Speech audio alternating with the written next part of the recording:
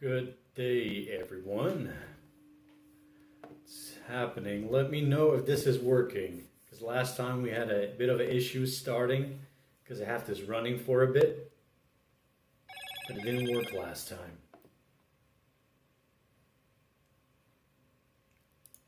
Can you guys see me? Let me know in the chat.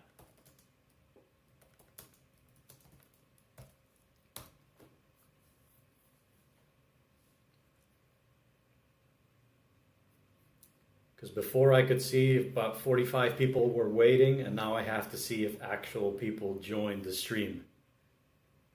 Yes, we got it working this time. What's up, folks? Let's get some people in here.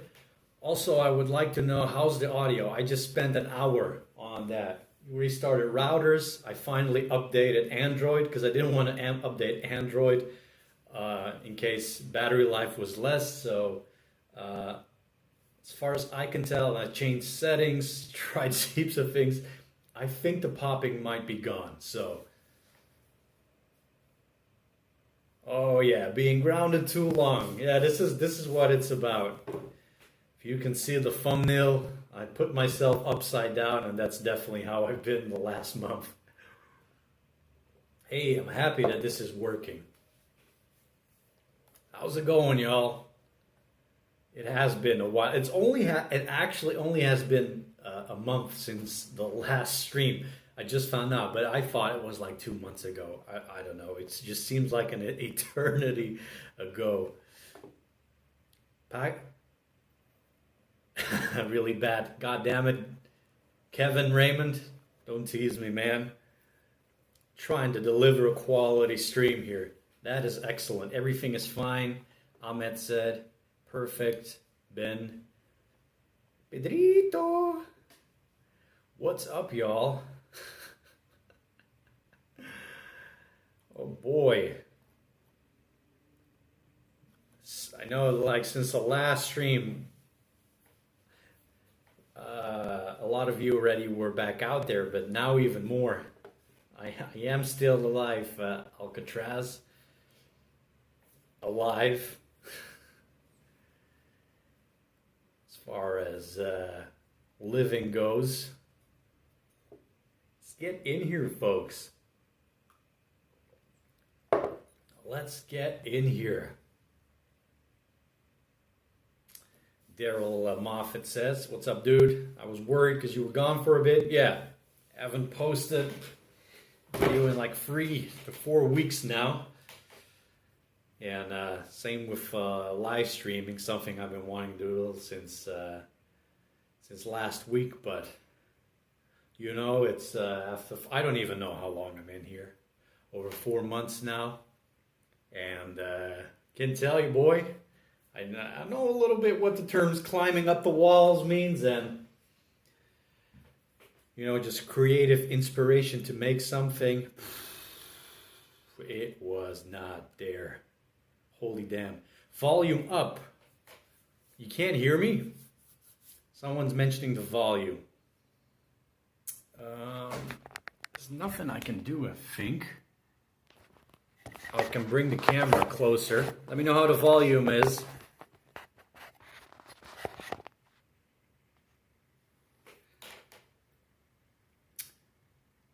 Let me know how the volume level is. At least we got no crackle for the crackle gang today.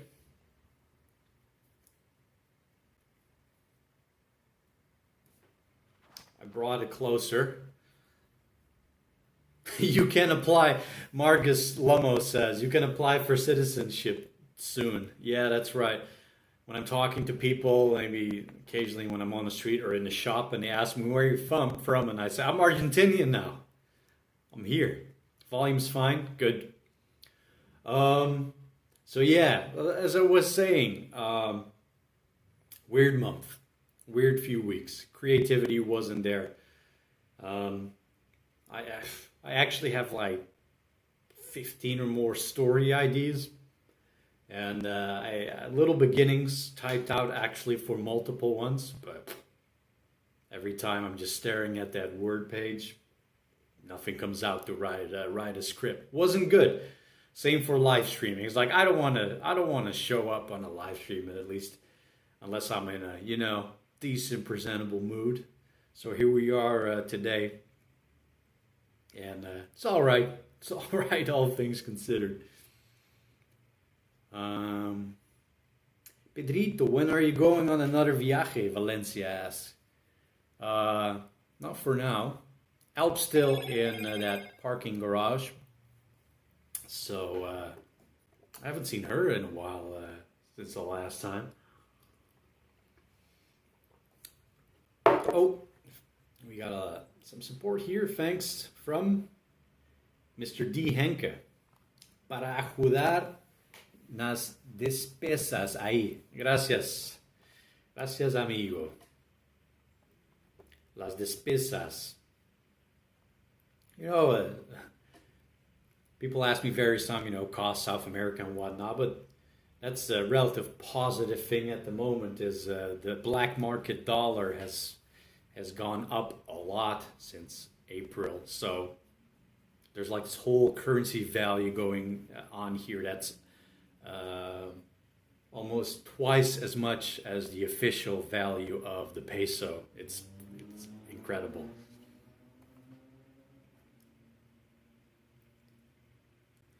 Bram Heus, you an alcoholic yet?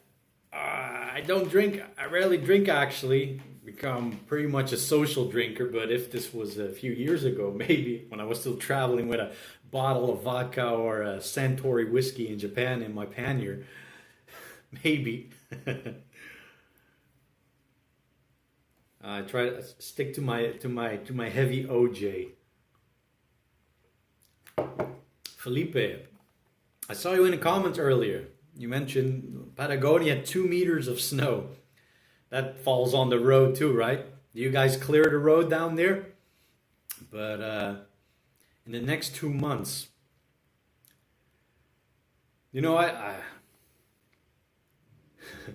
let's say last stream people had questions, and last year I really didn't have any answers, and especially with the last month, what I had was I didn't even want. I really zoned out. I didn't want to think about things because it actually just annoyed me, or sometimes just downright pissed me off.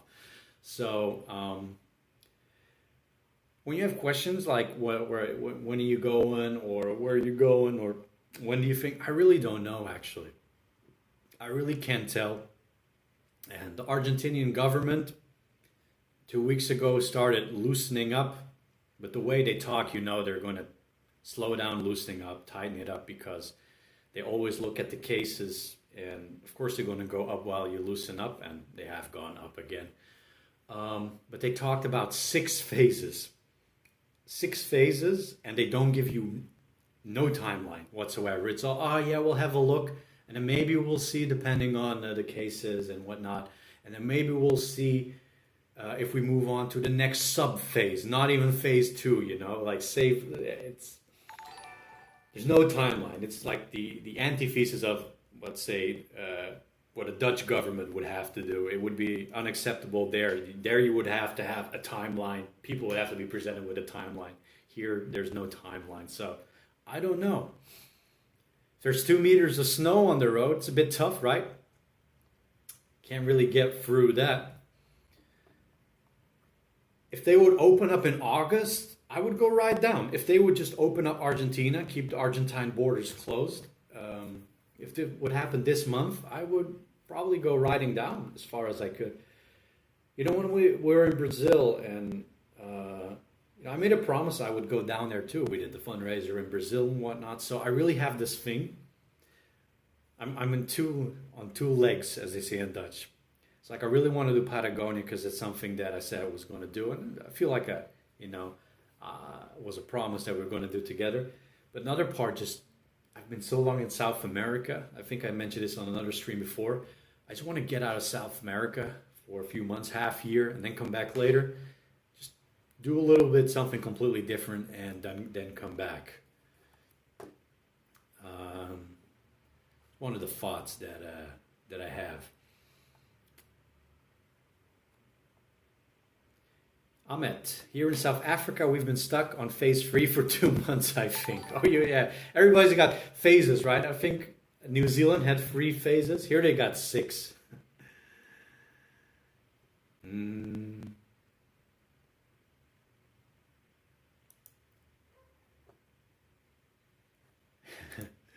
Hey there, Margus. Thanks for the sec. More prison break money.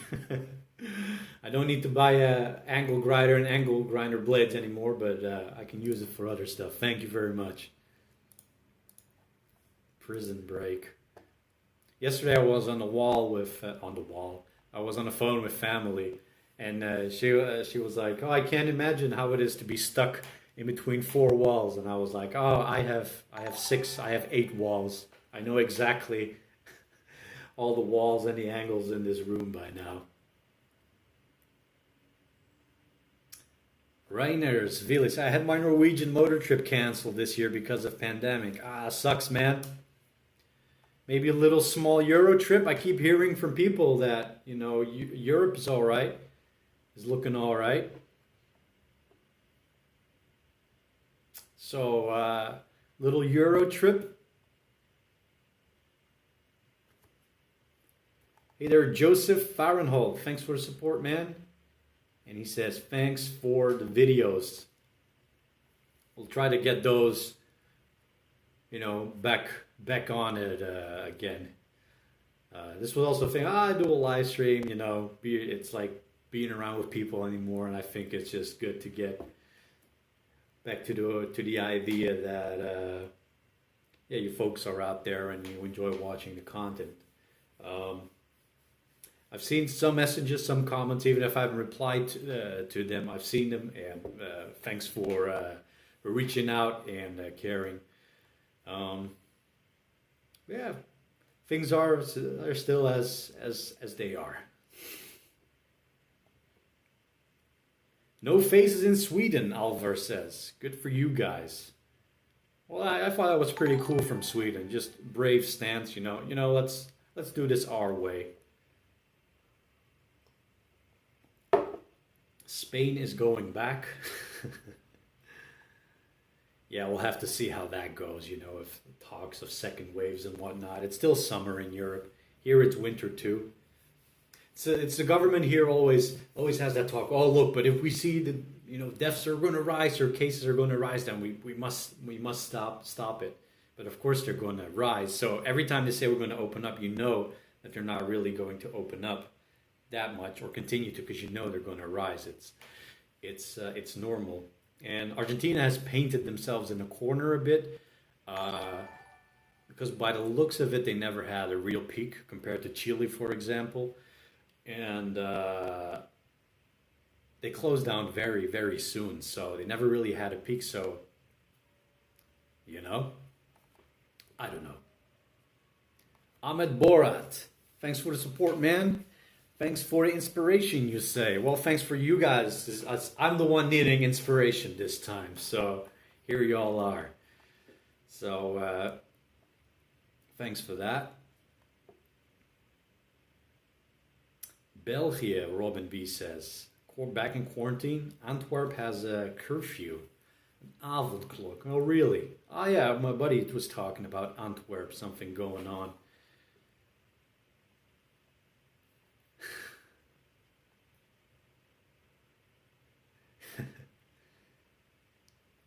I want to scroll a little back here, see if I missed some nice messages.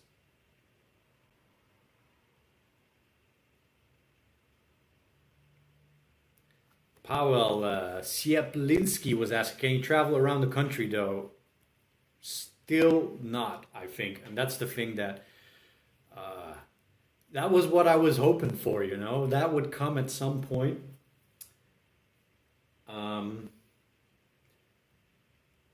That would be sweet, but that hasn't happened.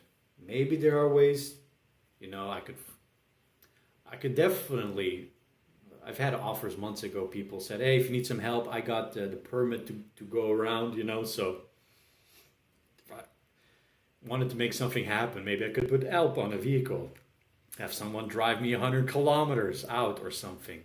And then you're out in the open, and before you're really at the mountains, it's still a few hundred kilometers out there, more in the remote areas, you know. But then how do police encounters work? I know if you're off-road by the Cordillera, you won't run into them as much. But what if you end up in villages or small cities at some point? How are they going to react? How are people going to react, you know? And then I'm making videos, and then people going, man, oh no, you're riding around, you know, no, don't do it. So that's what I hope for, being able to ride around again. But it's been a while now.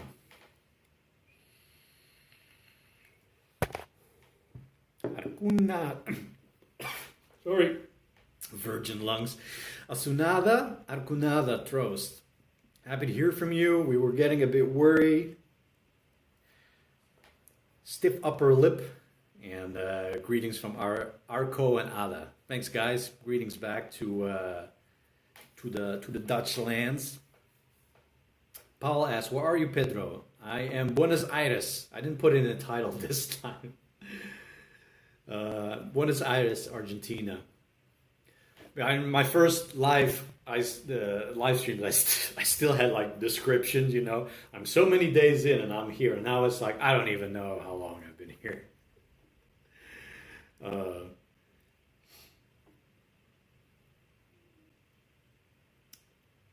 Ezequiel Frutos. In the capital is all closed, but in the rest in the country is more open. So the people I talk more with is always are in Buenos Aires, right? So tell me, Ezequiel, are people really traveling around between the provinces freely without issues? Because that's the thing. And then I see some articles. I check out this English translated article on the BA Times. They have like English news. So I check that sometimes. Otherwise, I wouldn't know what the hell's going on. And then you read about cases going up in other provinces and they're restricting more there. So I always get this feeling like, nah, it's not really a hospitable. It's not really a friendly environment still out there.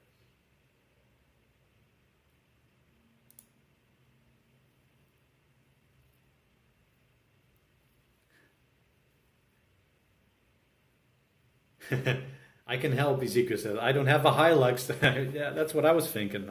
I transport Alp on a Hilux one, but I got my YBR 125. You get the permiso when we put Alp on the back of the bike. Daryl Moffat asks, how's the guitar going? I picked it up again the last few days. Like I said, I had a creative dead end for like 3 weeks and played a little bit. My hand, remember the palm of my hand thing came back, but the last few days it's been, it was better again.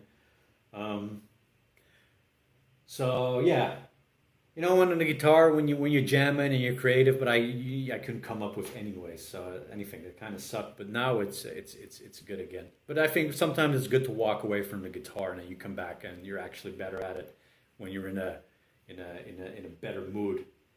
But, you know, just weird things happening. You know, like I said.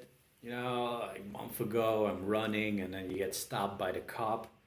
Like 2 weeks ago, just one of the days, you know, I'm going to go outside. I'm going to grab the camera, the DSLR, and I hadn't taken pictures in like 4 months, you know.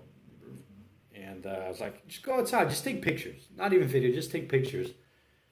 And I'm in my street, and I take a picture, and just right away, these 2 policemen come to me, right? And I see, and I'm like, oh, geez. And they start going, are you news or what are you doing here? Are you news or not? You know, no, you can't be out here. You tourists. And I'm like, what's the difference between me walking around and taking pictures with the phone? And the woman goes like, do you know that it's a pandemic outside? It's like, no, I don't know. I really don't know. And I switched back. This is like the first time I was actually annoyed by, you know, just people confronting you. And then I went back to, there's no point with cops with the situations to get annoyed. So I was like, yeah, okay, thank you. But they were letting me know that being a tourist is illegal. So it's a weird world. It's not, you know, like that sort of situation is like, it messes with you. It's like, come on. Come on.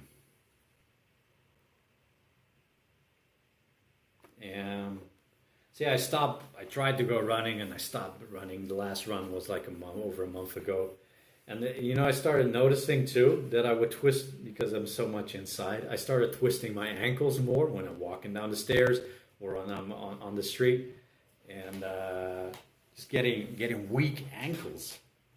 It's not good. I just want to be running. But you can't officially run again. That is at night, in the dark, at the end of the day, till the early morning. But I ran with the face mask too. You don't have to do that. But that one time when the cops stopped me, I don't think you officially could run then. I was wearing I'm running with a face mask, and it was still a big deal. Meanwhile, people are they're bicycling around doing deliveries and whatnot. Post people, they're on bikes, they're using energy, and breathing heavily.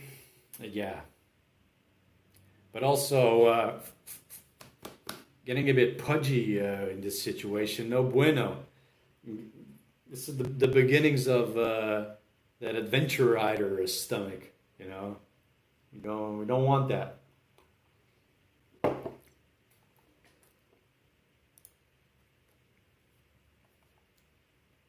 Let me read some comments. Victor, do you still know how to ride? I don't know, dude. I might not. Adrian so long ago made that beautiful throttle that flicks like a dream and it's not sticky. And I was getting used to that, with a very grippy clutch. That I'll probably just crash into the wall or something the moment I get on the bike. It's gotten to the point, I wonder if Alp will start, but you can it's on the second floor, so we can just roll her down after we pay your hospitality fees one day.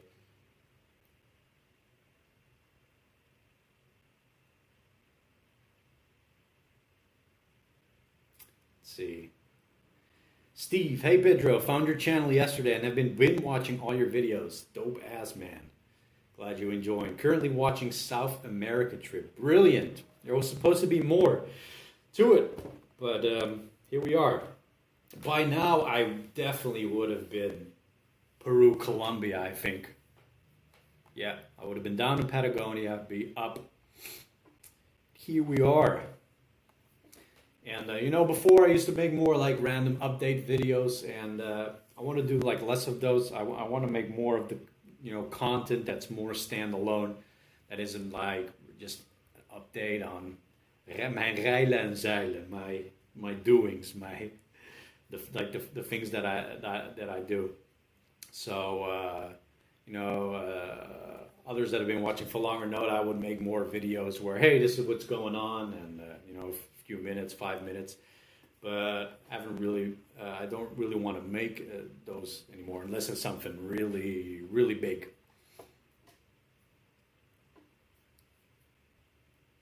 Love your vids, Pedro. I've been binge watching them since I saw you in the recommendations. Oh yeah, nice. Very good. No libremente, pero las restricciones son muchos menores. Well, they're less restricted, Ezekiel, than than 2 weeks. 2 weeks ago. Apparently you can go to the hairdresser again. Maybe that's a hint. So. Oh no, sorry, man. Sorry, Ezekiel, we're having that conversation anymore. That's what I'm saying, man. Too much time inside.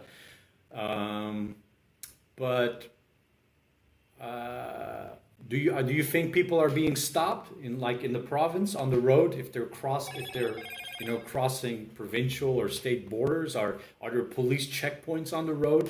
I know there are in Buenos Aires, but are there on the roads like checkpoints?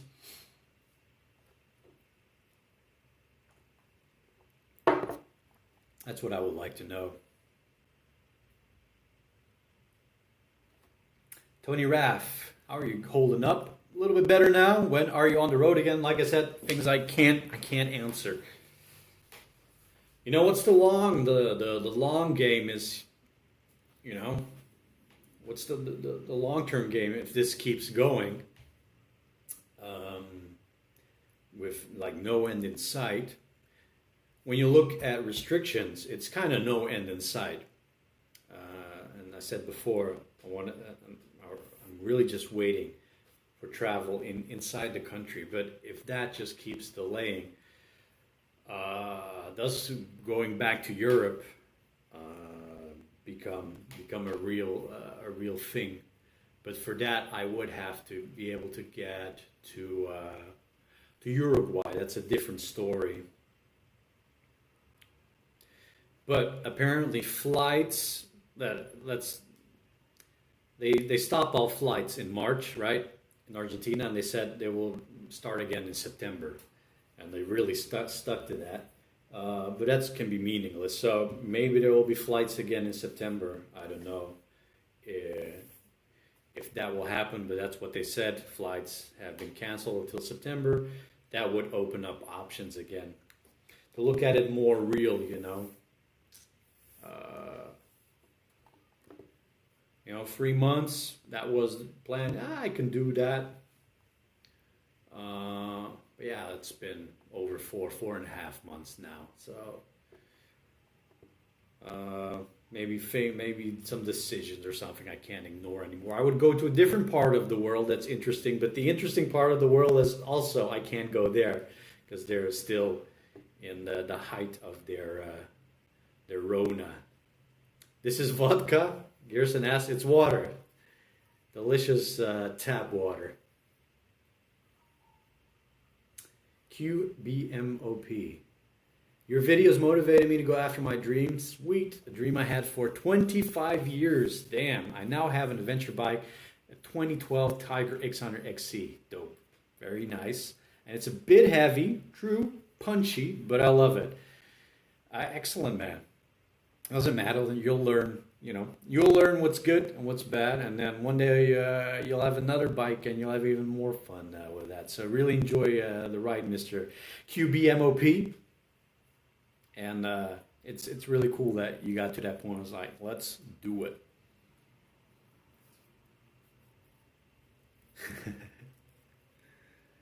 That's dope, man. I'm reading your follow-up message. A while back, actually one of the last communications I had was like comments on YouTube. Someone was telling me how he went out there with his 600. What was it? What did he have? Like a Yamaha something. 600 version. There's also a bigger version of it. But anyway, he went down some trails, places he normally wouldn't go, and he sent me a message like, "Yo, like I had so much fun. I got into trouble and I had to pick up and I had to put in so much energy, and it's awesome. I don't know how you do it, but I'm glad that I was doing it. But I came home and my missus thought I looked absolutely crazy because he was all dirty, and dehydrated. It's like, you went, that you went out there. That's cool. Actually do some real adventure riding, not, what is it? Magazine adventure riding. Jose Aguirre, hello buddy, how's it going? Yeah, not too bad now. It's actually pretty good. It's pretty good. Puedo investigar el tema, preguntar para saber qué tan posible es llegar a Chile o Brasil sin ticket para. Well, it's equal. Would be cool if you could check that out. Leave me a message on my my Facebook page. That's linked here on YouTube. If you have that. Otherwise, send me an email on, what is it? I rarely check that email. Mr.Mota, M-O-T-A, at outlook.com. So let me know. Thanks. Mario Ruiz. There we have it. You cannot travel between provinces. Many police checkpoints. In Cordoba, if they catch you on the road, they charge you fines. Yeah, there you go. I know this. I know this. But you hope. But there's no more hope really too. I kind of stopped. But that was this month. just stop hoping. You just stop thinking about a way like to change. You stop caring because it just becomes annoying, you know. And it is what it is. But yeah, I figured that didn't change. But one can hope. Hello, Sime Kumpir says, from Croatia. Have you been there? Oh yeah, I've been to Zagreb. I've been to Stres, Plitvice, Rijeka. I even met someone from the islands, from Fres. Forgive me, but I met someone Croatian in a camper in New Zealand on the South Island. And I was talking, and I went to Croatia, and we rode around. Oh, I'm from Croatia. Yeah, I rode around Fres. Oh, I'm from Fres. And he was telling me they used to ride, big bikes, super bikes there. These Croatian, some of the craziest ride on the road that I've seen happen was in Croatia years ago. And he was someone being chased by the police. It was insane how they came through the corner. And anyway, and he was telling me how they were so wild with their bikes that when they were young, that every year one of their friends would die. And he's like, I was happy that I just got out of that phase alive. And I know that's true. In the Balkans, there's some crazy ass riding. It's like in Russia too, man.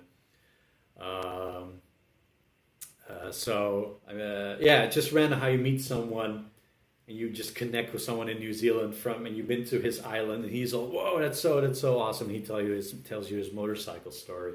How they used to ride. They used to do time trials on that island where they were from. It was a very nice island with very calm roads. So, yeah, some crazy riders out there. Mostly videos. Oi, boa tarde, cara. You'll see. Nice to watch your stream. Cool. Thanks, man.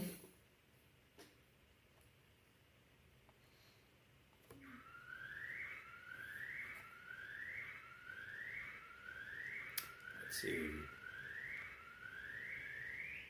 Better if you stay there where you are. Be safe and healthy, my friend. Yose Acquire says. Yeah, sure, but I know with this kind of thing, people are commenting a lot. I don't know. I see myself a lot less in a risk group. There's always statistics, I know. But in the place where I would ride in Argentina for 2,000 kilometers, would be very low chance of infection. It's not that something that's not really on my mind. It's more potential issues and legality, and some cops in Argentina are already, Argentina is not known for their is not known for, well, let's say this, Argentina is known more for corrupt cops. And so you don't want to create a situation where they actually can mess with you. So that's kind of the thing. I'm not saying that all are. I've actually so far, police experiences on the road with cops, especially my first time, it wasn't too bad. The very first time, they let me out of a fine that they could have given me after a long talk because they wanted to take my license. But it was nothing crazy, but they were saying that's a license thing. So it was actually good. What's your worst case scenario, Paul Siplinski asks. Forgive me pronunciation of the names. Like if the lockdown is to last months. Long term, I don't know, maybe Europe becomes more viable, I guess. A return or possible. Maybe find a way to go to Uruguay. Hey, what about the story I read? Sorry, you reminded me of something, but this is asking the Argentinian people. Something that I heard that the the international boat between Uruguay and Buenos Aires might be open again, but maybe once or a week or twice a week with serious testing. But I couldn't figure out if that was for nationals, Argentinian nationals, or if that traffic is open again. That could be an option, maybe to get to Uruguay. But any of me leaving Argentina that would mean I abandon the idea of riding here for a long time, because once you go out, you're not going to come back in for a long time with the border situation. GS Rider, I think Ruta 40 is COVID free. I reckon too, bud, and all the smaller roads there too. Ken here from Singapore. Love your motorcycle travel videos. Thank you. Singapore must have a bit of a strict lockdown going on. You always hear that they're pretty strict, so I imagine they were strict with this too.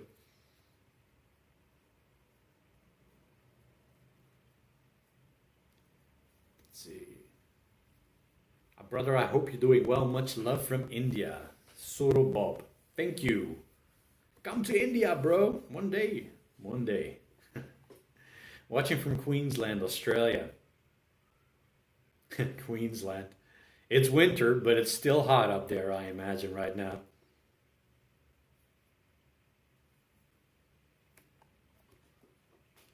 Smirnoff water. Delicious tap water. Tap water is not too bad in Argentina. Here in Buenos Aires. I still think that the Netherlands, in the south, in Brabant, still has the most delicious tap water in the world. Like, water is it's delicious. I actually like interesting statements on lockdown. I actually like water a lot, and I rarely drink any Coke or any bubbly stuff. You know, kind of lucky with that. That's good for your teeth. You know, less sugar in you. More or OJ every now and then, but water, like good water, tasty.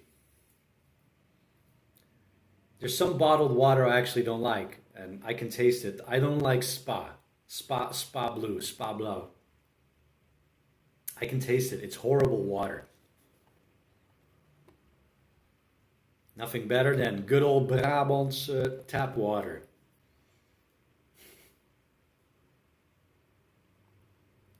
Even in Singapore, if you do camping with intent, you will need a permit. I imagine. No wild camping in... although Singapore is pretty small. I can't imagine camping in Singapore. Tata Gata. Thanks for the support, Tata. You can leave a message if you want next time, but appreciate it.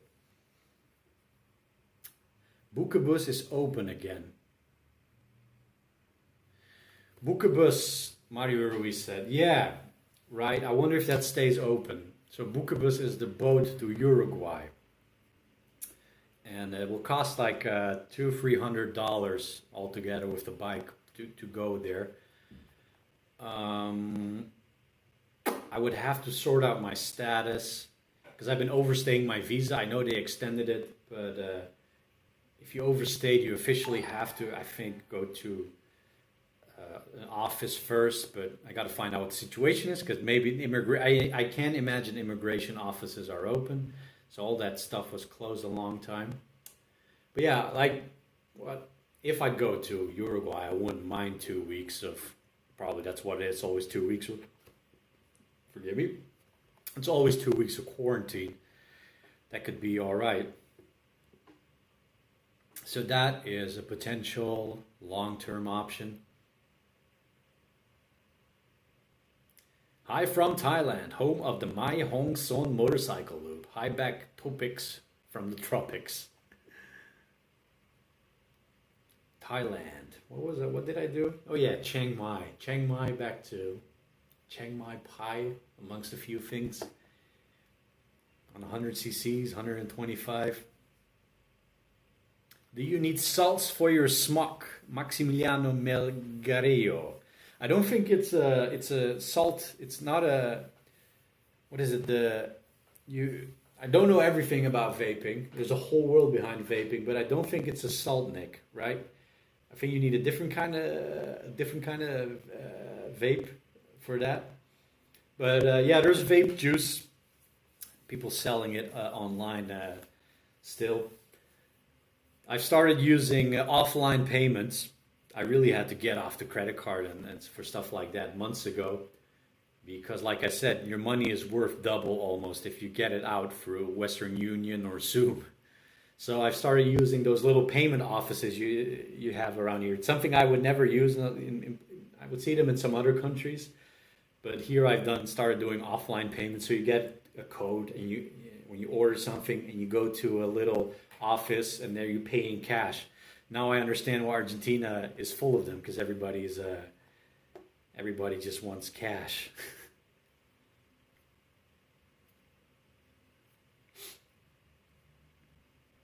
Wait, oh shit, you're saying the test is $100. Just the test?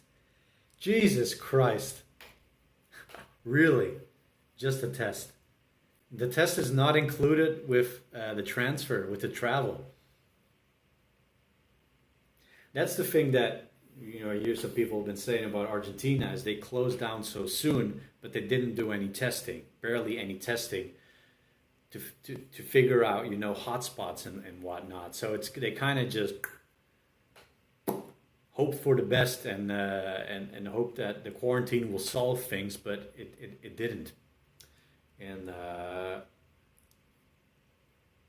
there's no, the country doesn't really have the money for large-scale testing.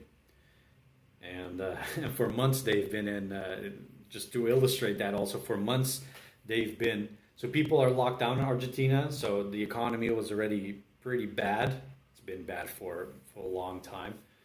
So people out of work, can't work. But also the government has been in debt restructuring talks for months. So people are waiting for that to drop too, So it's, like I said before, I'm lucky that I can do a little bit of something online, But, it's, for people in Argentina, it's really rough, this situation. Because they still have, I know Europe, United States too, has that whole thing looming of, some economic disaster in some form, but Argentina has no reserves whatsoever. They're doing debt talks. It's like seems to be going nowhere. But I don't know that much about it. Just saying. Sudrashan Shetty says, stay safe. Thanks for the support, Shudran. Gracias.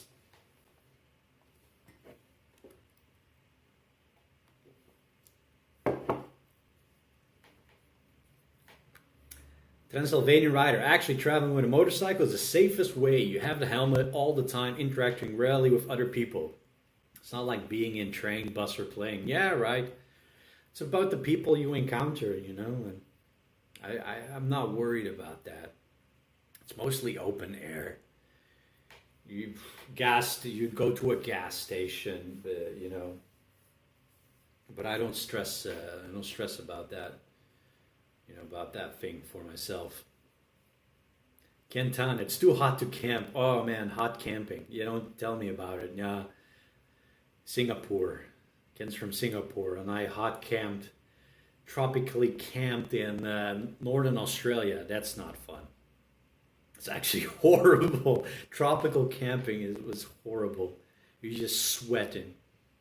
I've had nights where I would frustratingly, because you couldn't sleep, or barely, or intermittently, and you would just wake up.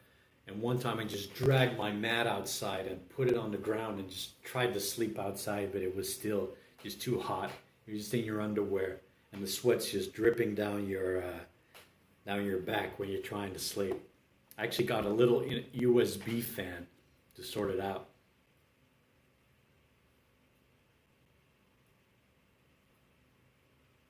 Ricardo Costa, courage, man.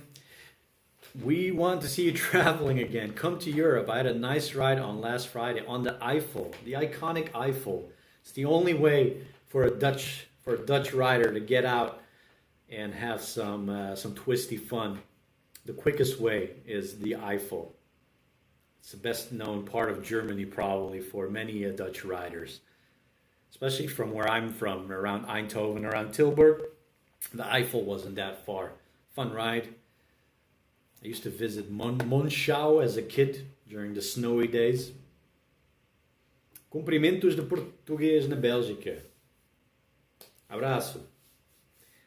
Josh, hi from Austria. Hi back. Kentan. Good night, man. Thanks for sticking out here till 3 a.m., my dude. Take it easy out there.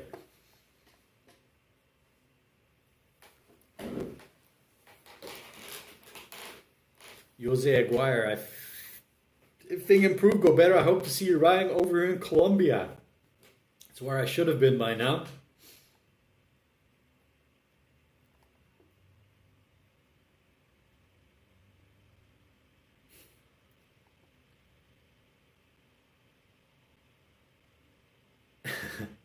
Yeah, this is a funny question. I actually find it pretty entertaining, pretty cool, you know, when people let me know that their kids, sometimes people drop me photos of their kids watching the video. That's pretty cool. Because Tata Gata says, saying, love the videos, Corona will disappear. Oh no, that's the wrong one. Corona, but that's, which one was it? Did I scroll? I sometimes out scroll the comments. Ah, there we go. Right under that. Yaya Kishore E. In your videos, which one is it? Let's a go or let's have a go? My kids is asking. Kids are asking the important question. It's a newer generation of kids, so they probably haven't played it, but it's a little bit from Mario, isn't it? And he goes, "Let's a go." So it's just the A. I haven't said that in a long time, have I?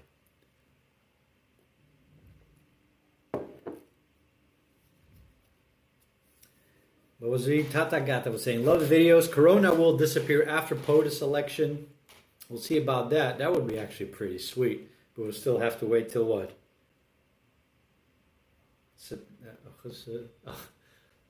October, November? Still too long. But yeah. Got a highly modified BMW R9 Mini GS, testing it out on a rally of UK. Good luck, man. Have fun. Good on you.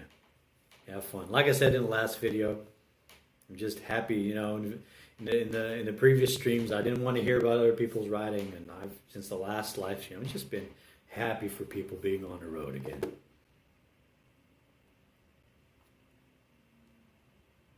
Have you managed to replace the headlights on Alp yet? Ian Clark asked. See, that's the thing, man. I understood you can't, internationally, you can't send anything to Argentina. So I also need a new driver's license. I haven't gotten to that either because it can be sent to Argentina. Things will be sent back from what I've been reading. And before I was like, okay, I'm probably going to send the headlights to Chile. Because you don't want to send something like that to Argentina. It can get lost in limbo for weeks at least, not a month, because it would get taxed, etc. I have better experience with that in Chile, but then Chile is also locked down. What's my situation here? Will I continue to ride down? So, first of all, the mail is an issue, right? But then second, like, I have no clue where to send it in the current situation. Like if I'll ever intercept it, you know, because I could send it to Chile, but maybe I don't end up in Chile anymore. Things like that. Things are complicated.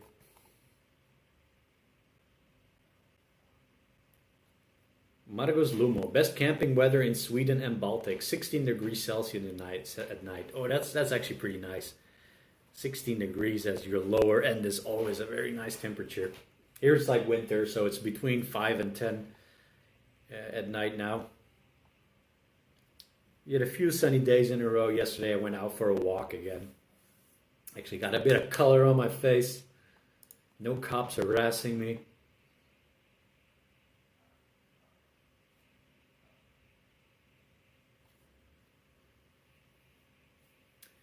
Drusha, what are you doing on a daily basis? Just chilling at home? Are you allowed to go outside sometimes? Mostly at home. You know, when I would do my runs that I did before, you weren't officially allowed to do that. And you could only go on to the streets if you go shopping. But then weekends kind of opened up for people to be outside a little bit limited. And then 2 weeks ago, they opened it up more. Now you can kind of be outside at any time, even for longer trips, day trips during the weeks, which before was more for weekends, you know, out with the kids and whatnot. I think you can do that more. But yeah, mostly spent, you know, in the house like most people. I wasn't really a series watching anymore, but I watch more series now. That sort of thing.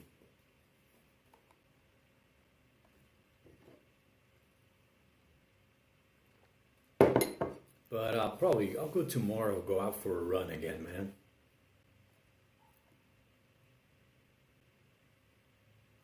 Try to things with the run. So they also, the legal time is between 6 and like 8 in the morning or something, 9 in the morning. But you want to run, you know, because you want to be outside. It's good for your body, but you also want the sun on you, you know. So you legally can run in the dark. And when it's cold.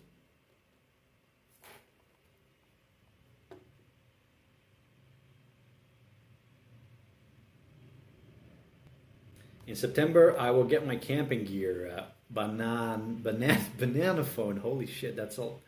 Ring, ring, ring, ring. Banana phone. That's a long time. Damn. If it's from, wow. I used to be on Newgrounds as a teen. And a random fact. So I think it was from there. That was before YouTube. I actually made a few things for Newgrounds in Flash. I was already a content creator in my teens. Anyway, in September I will get camping gear strapped onto Tenerife and go on a trip for Sweden. Nice, man. Nice and long country. I haven't been yet, but it looks beautiful out there. Can you do Scandinavia loop? That's all I think about. When someone mentions the Scandi country, I think about the Scandinavia loop. Maybe pop by St. Petersburg.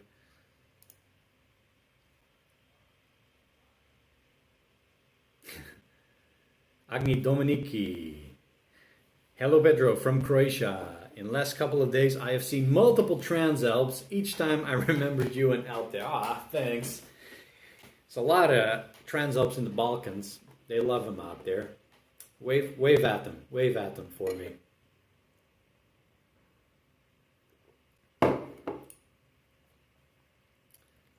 Ryder Sonia Zay asks, I may have missed your reply to a question similar to this.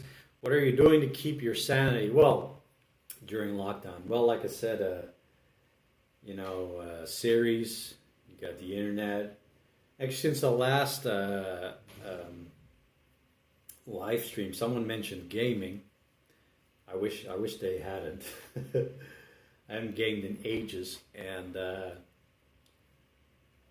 there's my favorite game developer. I played various games when I was younger, but my favorite used to be a small company called Paradox. Grand strategy games. So I used to play Europa Universalis. I started with 2, and that's a crazy game. It's a time sink of a game. It spans. You can play the whole world for 350 years. You know, they're real time sinks, and they have a new game, Imperator Rome, and it's kind of the same thing, the known world, but it takes place. You can play Rome and all these other ancient kingdoms. So I played that for a while. Oh boy, those games are still a time sink. It's actually one of the reasons I didn't want to play them anymore. But so I played that for a bit.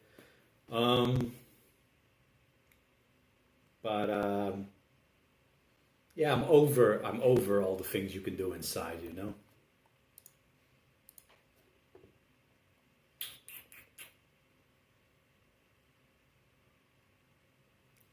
Yaya Kishore says, haha, my kids won. They play Mario. They actually were guessing too. There you go. So they kind of knew already. Very nice. Where do you pack your guitar on Alp? I won't. I don't. Guitar is too big. I've had multiple guitars in different countries by now. I leave them behind. I sell them, or I gift them. So my New Zealand guitar is I gave to a little to the little girl, to the niece. What is it? Kleindochter, grandchild.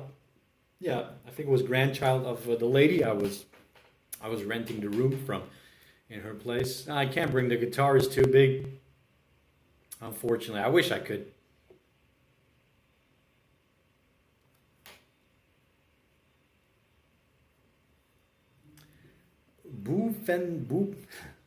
Like it, forgive me. Bhupender Singh, will you travel? Come to India. I always loved it. It's like almost like a meme, right? They come to India, bro. I will at some point.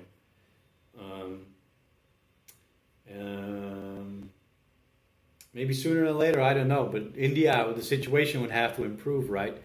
But I would.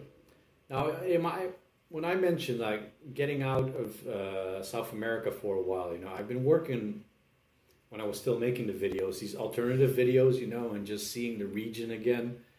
Tajikistan, Iran, Iraq, Kyrgyz, and all that. I took a left turn up into Central Asia. If you go east, the road splits up after Iran. You go down south for Afghanistan, Pakistan, to India, right, to Southeast Asia, or you go up to Russia, Mongolia. I went up to Russia, Mongolia, so it's kind of the split. It's one of those places like you have to choose. So India and India, Pakistan, Nepal, places like that to ride. It's still one of those to ride or to visit. It's still one of those places you definitely want to go to. So it's absolutely on my list.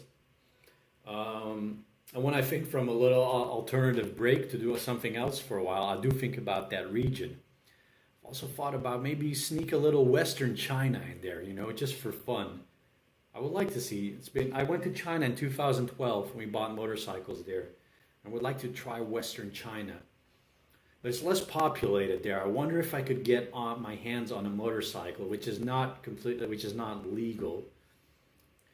But I still would like to go to the Gobi Desert in China, for example. So these things, these interesting things I could do in that region. But it's all still very complicated. So yeah, I would like to go to India, to that whole region up there, Agni Dominique, you might try out Total War series, Rome, Medieval. I know, man. I know. I used to when I was a teen, I don't know, I was like 13, 14, and I think Rome Total War 1 came out. And I saw the trailer, and I think it's the only time ever I shed a tear for a game. I was so excited. When I saw that, it was like the thing that I always wanted to play, because I love history. I love the history of places, and just to play warfare like that, seemed so revolutionary. Never seen anything like it. So I played that game heaps. They have heaps of Total War versions. I haven't looked at it, but I used to play that quite a bit, ages ago. Carlos Almeida, Pedro, what is your origin story? I know you're from the Netherlands, but your Portuguese is perfect. Well, perfect. Calma, calma. I was born in Lisbon, and then we ended up in the Netherlands when I was 4 years old. That's where we stuck around for a long time, and then I started going around the world. So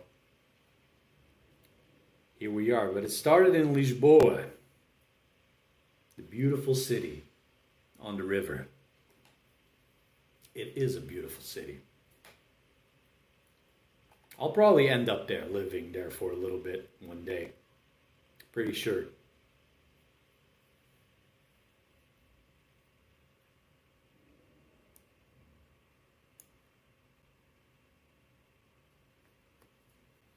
Sandita Eggert, hope you're getting on well. Have you made any friends where you're stuck now in Argentina? So not really. Sometimes I've had a message with, Adrian, the guy who helped out with the motorbike. But I don't know, it's this kind of lockdown is not really like this, a socializing kind of thing, you talk to some strangers sometimes in the supermarket or on the street. But it's not like there's like this usual meetup culture, Maybe I haven't really been looking also. Yeah, it's not like you're in going around getting a situation where you usually meet people, right? So that's kind of the thing.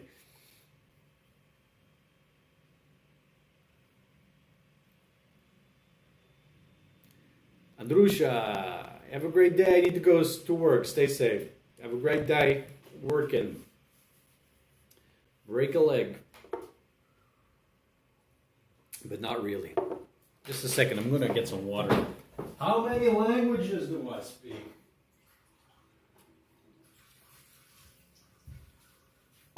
I would say 3, the ones that count. Like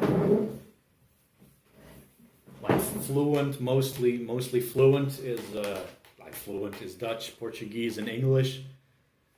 And then there's my my Spanish, my Portuñol. And I got some bits of the French. And some little bits of German. I was terrible at German.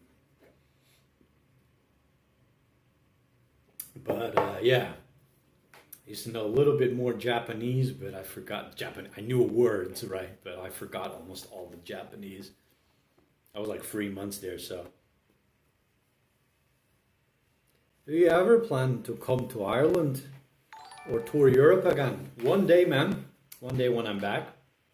Absolutely. I still need to go to the Isles and see Scotland and Ireland.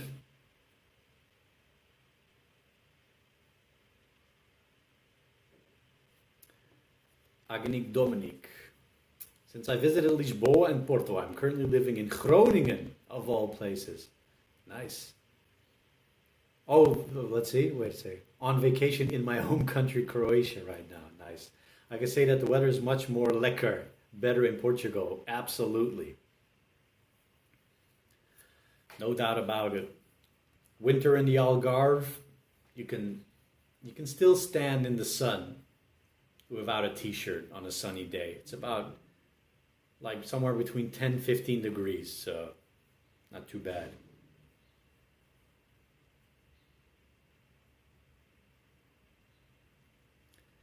Yaya Kishore, I've seen multiple questions. They always ask me what would be your alternative bike, and I think it would be from what I've seen, it would be the Tenere 700, the new one. Looks like a lot of fun, pretty neat. And if the world was beautiful and just and magical, like one of those modern Dakar bikes, there's nothing sexier than that. Not a sexier machine than that. But way too much power for me. It would own me. Even with the experience that I have, it would blow me away. Oh, what did I see? I saw a couple of weeks ago. I saw this video of, what are the names of? I think they're Chilean for sure. They look like Chilean dunes. I can recognize Chilean dunes. Damn, what's their name? The Dakar riders from Chile. I saw them racing. They had this video, 2 of them racing up and down the dunes, right? On the ridges, and it looked like the most fun, insane thing ever. And it's things I wanted to do with Alp, but I kind of know that Alp's not really made for that. I was hoping for that once I get to Peru, But to really do that with a proper bike with power, so much fun. So it looks like so much fun. But riding dunes can be pretty sketchy, man. You really have to expect the unexpected. But that video, it looked like so much fun. Yeah, I don't remember how to ride anymore anyway, so who cares?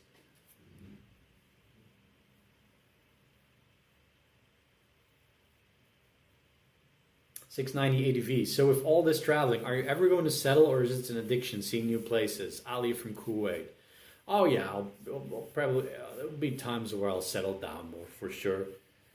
Just we'll see again in a year or 2 years, or more that I get to a point, where it's not like a continuous thing, but I still have my fixed place for a while, some back in Europe, and then for a period of a year I go somewhere, and that's also something I can create content like that. Uh, so we'll see. But settling down hardcore, I don't see that happening anytime soon.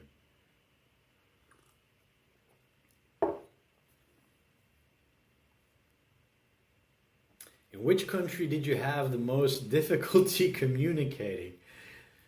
It's funny, the moment you cross the Bosphorus, Turkey, till the end of Russia, Japan, yeah, you can barely communicate. It's funny, in Iraq, I still found some Dutch-speaking people, some German-speaking people. It's northern Iraq is mostly Kurds, and so all these Kurds from Europe that came back, Iran, I could find some English every now and then. Japan, very little English. Not on this trip, but China. China was very, you could rarely communicate really in words with each other. Even Central Asia, it's not like, when you're in countries like Japan or China, even Iran, in the bigger cities, cosmopolitan, they can have more tourists. More business, so there's more English. But in countries in Central Asia like Tajikistan, and if you're in a capital there, they're considered let's call it less developed countries, or less economically developed countries. There's going to be less English even in the capitals. So it's all grunts, it's all gestures, English words that everyone might know. That's one. If I'm in a country like that for a long time, my English gets really bad, because from experience I just know, like, you can't make complicated. Right now I'm speaking too fast, right?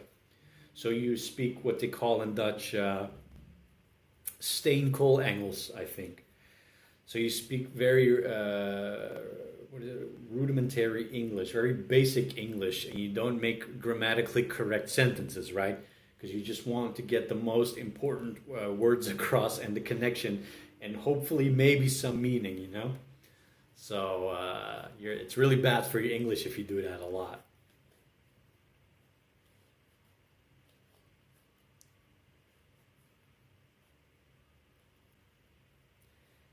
Dejan Gorta. Hello, Pedro, from Slovenia. Regards from Dejan and Alenka. Thanks, man. Hope you will be soon on the road. That, I doubt it, but thanks still for the nice message, guys. Enjoy the riding. Hopefully it's back in the Balkans.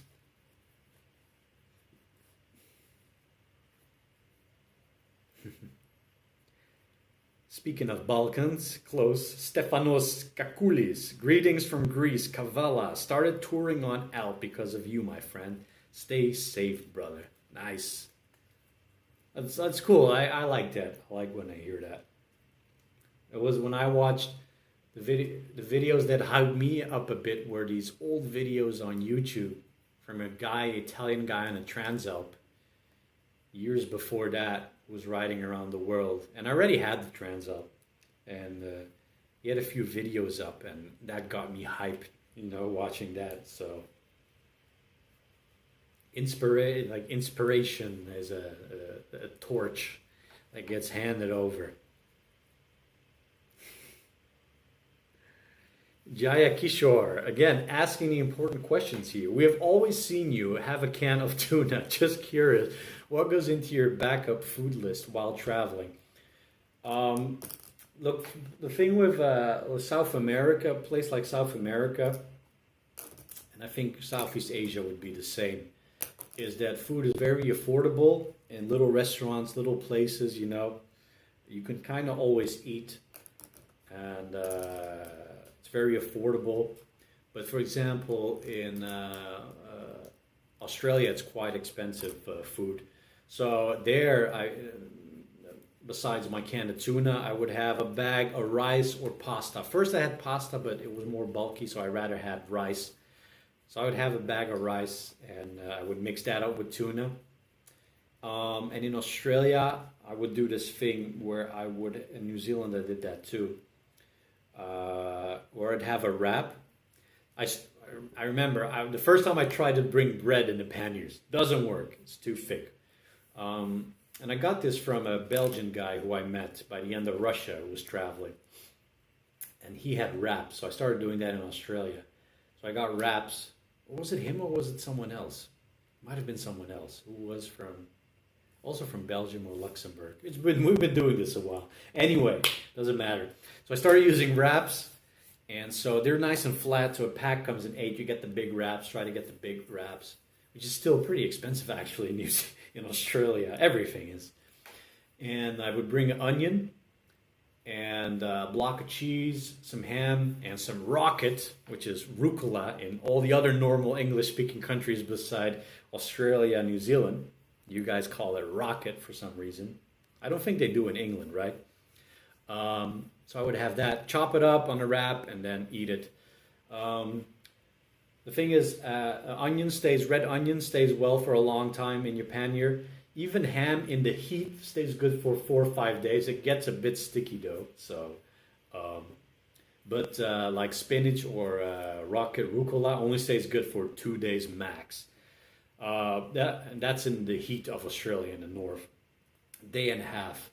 That was great about riding in the winter in New Zealand. It's like I could bring the bag of leaves of spinach and rucola. It would stay good until I finished it because it was cold. You know, outside was a fridge of 10 degrees tops. Usually around 5 degrees and less, so it was always good. So I would make wraps like that. That was pretty good. And then I would have some salt, I have some pepper, and some Tabasco, some spice. And I actually had the spice blow up in my pannier one time. So I've had everything in my pannier, from gasoline, oil, to brake fluid, which is the worst, to hot sauce. That's my food. And then at night in Australia, I would camp and I would cook up pasta or rice and throw in a can of tuna. If I had a bag of leafies, I would throw that in there too.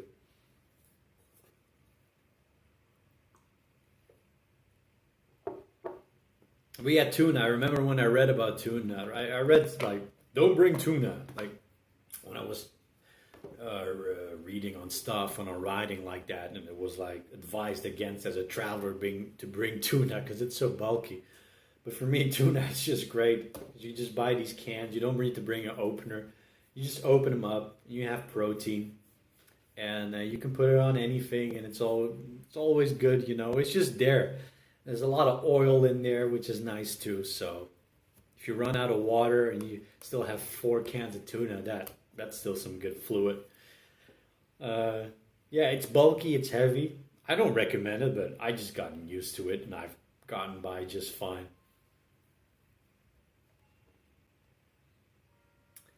Alves. Where is Alp? Alp's in a estacionamento, in a parking garage. Motokek. Hey Pedro, you inspired me to get a dual sport bike, and now I'm exploring mud and dust in North Russia. Thanks for that. That's awesome, man. Motokek. Are you the... I was thinking about the... Enduro, there's a channel called, I think, Enduro Kek. It popped up in my recommendation months ago. It's pretty dope. These are guys who abuse their dirt bikes. I think in Poland or Russia. I think Poland. They're Polish, and they just do insane stuff. That's why those videos get insane hits too. But it's just pure, like 10-20 minutes of just hurting that bike, just going insane. It's pretty awesome, actually. But good on you, man. That's good to hear. And getting right into the mud. And I know North Russia. Oh, damn. That's North Russia. Russia can get pretty muddy in itself, but there's plenty of... you can make as hard as you want for yourself in northern Russia. My throat's getting a bit dry. I'm starting to lose my voice. Like I said, I haven't done much talking the last month, I guess. Andes Alvarez, ever been to Africa? Not yet. I've only been to Tunisia one time without the bike. But yeah, I'll definitely end up in Africa one day. I would like to, to visit, see some history of the Portuguese and the Dutch ex-colonies there. And, Namibia looks dope. And there's probably a few other countries that it should be really fun to ride there. South Africa. I think South Africa would be a pretty cool place to hang out for a little bit too. Almost all South Africans that I met have been really great people, and like nice, no bullshit kind of people. So I would like to hang around there.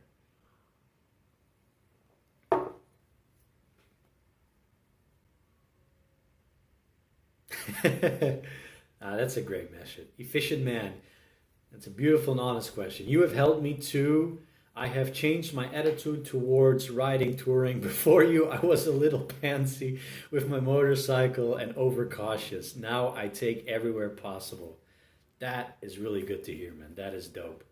Yeah, that's what they're for, you know? Yeah, there's not much. That's what they're for, you know? And, you got to decide for yourself. And look, if you don't have a lot of money and you decide to buy a museum piece, yeah, you're going to end up in a bad mood if you start banging that up, and you're less likely to try it. But if you get a bike that you can bang up, and have some fun with, I think that's the best way to go.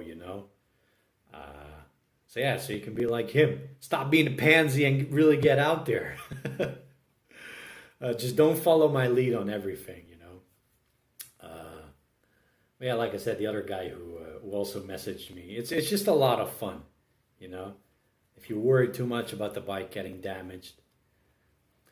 I think there's sometimes, this is weird, but there's sometimes a bit of danger in caution too, It sounds very counterintuitive. But let's say if you're actually doing more risky stuff, than being too cautious. That's a tough point. I don't want to make a bad example here, but if you decide to take a little bit more risk in your riding, you can't be too cautious because, risky riding, or let's call it assertive riding, it requires you to commit to your decisions, and if you're always second guessing, that's not good. A lot of mistakes, stupid things happen when I'm tired and second guessing myself. But when you're in that state of flow, that's the best. Then because you commit to everything, Oh, here comes that big puddle of sand, long stretch of sand, accelerate, That sort of thing. If you're too cautious, just usually caution comes down to your front end, your front suspension compressing, and your front wheel dipping in the sand, and usually nothing good comes from that. Richard McPherson, Richard from New Zealand. Hi, have you been to New Zealand? Have I? Jeez, man, I spent a year in New Zealand, both islands, working, riding. Check out, I got some vids. Go into my catalog or playlist. It's not the greatest vids, the first ones in New Zealand, but they're there.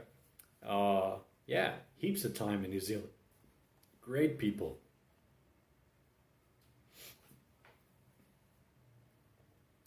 Milan Kolar, I have been with your videos basically from beginning of your channel, and after so long I am pretty lost about where everywhere you were riding. Do you have an overview of your journey?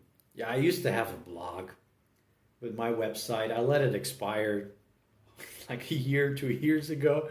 I used to write bloggy things, and I had a map. It was all on there. But that's all gone.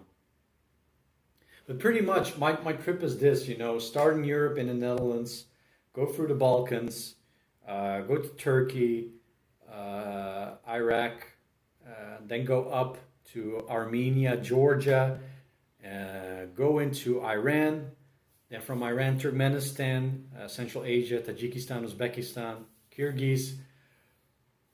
What's that big country? Yes, Yurkshemesh,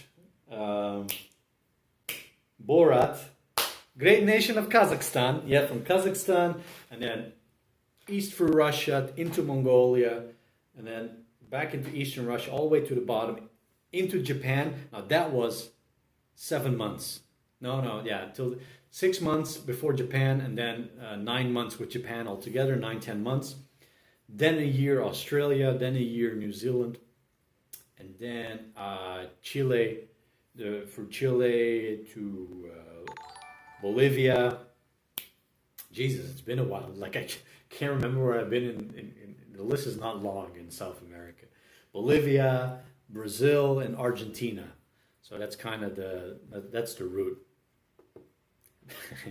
Milan Gajic, thanks for the beer sentence, my friend.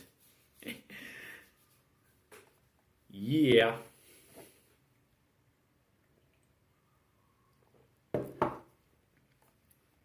So yeah, I used to have all, on a website. I let my website expire. Actually, I had that website, the domain, and that server space. I had that since I was like 16. I used to make websites and manage them. But like 2 years ago, I got to a point where I couldn't pay. I couldn't afford all that stuff. It was like real that rough time, for Chile and whatnot. So then I was like, I just let it all expire. So I don't have a website. I don't really want to like social media. I'm not the greatest with social media, but that's what I used to get the word out. I should make an image again. I might have an image actually on the computer somewhere where I have my whole route plotted out. I may need a haircut. I may need to have to fall off the stairs. I may need to end up under the lawnmower. I will. Maybe I'll go this week. Get a fresh haircut. Look up to date. Get rid of my 70s. My 70s look. My 60s hair. One of the things I did, I got like an aux cable that I can connect to the little stereo here. So I've been at least this last month, been playing music again. I just thought about it. I listen to a lot of 60s music too, 60s, 70s. So I've been getting a lot more moody blues and whatnot. So I've been listening to music again, which that has been good. Like headphones is one thing, but if you live in a place at some point you need to hear music around you.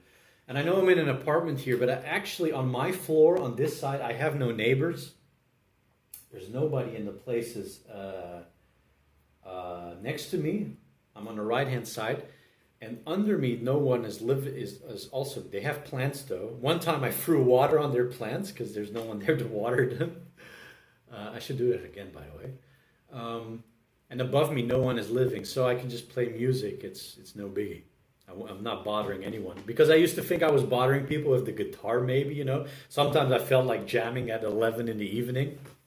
But this is South America, too. People go to bed at 1, 2 a.m. here, So, yeah, I don't have to worry about that. My floor is pretty empty. Anyway, Transylvanian Rider. This, I think... Yeah, people ask me this often. Do you consider to track your rides with a Garmin device? Oh, tracking. Because I always say, like, I think my phone's enough as navigation, because if I get navigation, that's something, another electronical device I have to babysit, You have to remember to take it off, otherwise they might steal it, etc. It fills up your pocket, things like that. I don't really need it. Phone's great. If I would go more, like, serious off-road all the time, I would get something maybe more dedicated.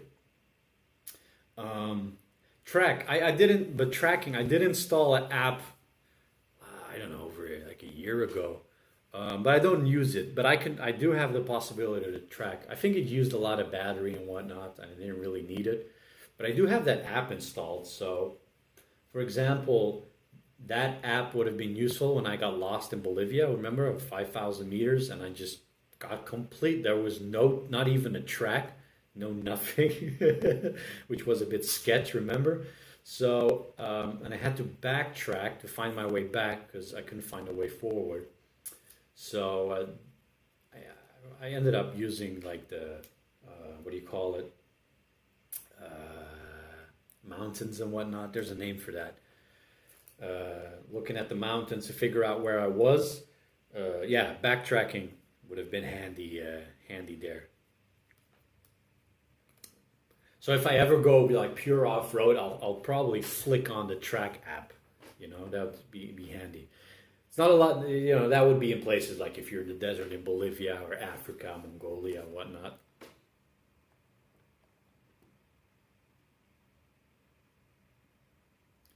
Rick Thomas, hello Pedro, glad you're still all right. Hello Thomas, and thanks. Although you no doubt have some major cabin fever, as we all do. Yeah, it caught up a little bit. This month, that was it. Climbing the walls and whatnot. Just staring out in front of you, that was this month. Milan Kora, thanks for answer, Peter. My wife is from Kazakhstan. Very nice, very good. Do you ever go there? You go to Almaty? Or what is it, Pristina? No, Pristina is Kosovo, right? Astana. I haven't been to Astana, but I heard Almaty is like the original capital. Oh, you know, that whole region, you know, I would like to go back again, actually. That's one of the reasons why I want to take people back. People, when I say I want to get out of here, you know, do something else for a while, one of the reasons, too, is that I've always been interested in the history of the region. And I've gotten to know even so much more history since I've gone through there. So, you know, I would read up on things and was like, oh, cool, I was there. I can't believe I didn't know that. That's the thing with travel, you know. You want to be surprised and not too informed. But if you're not informed, you might miss out on some interesting things, you know. But, you know, the beautiful thing about the edge of Eastern Europe, you know, all the way through Turkey, you know, Middle East, to the bordering with India there and the Pamir Mountains, you know, there's just so much insane history for the last 2,000-3,000 years there. It's just brilliant. Just the Roman history outside of the Mediterranean, around the Mediterranean and east of it, and just the Greek history, you know, just all the way to India, but also. I didn't really know that. Where I was in Tajikistan, you know, and even Kyrgyz, Bactria and all that. Just the Greek history, because before it got, how do you say that, Islamified, is there. And all these things you learn I didn't know. Mongol history, you know, I really didn't know it was that crazy. So I've gathered all this knowledge, and it's so cool when I read about things. And I've been to a lot of places, and I would just like to go back with that knowledge too. And I think I can make an interesting story to tell too. But yeah, it's just so much history out there. It's like when I was in Uzbekistan, you know, Samarkand. I wished I knew more. I knew something about Mongols, but I wish I'd known even more. You know, yeah. So it's one of the reasons like I go back to the region. You know. Also looking at from a different perspective.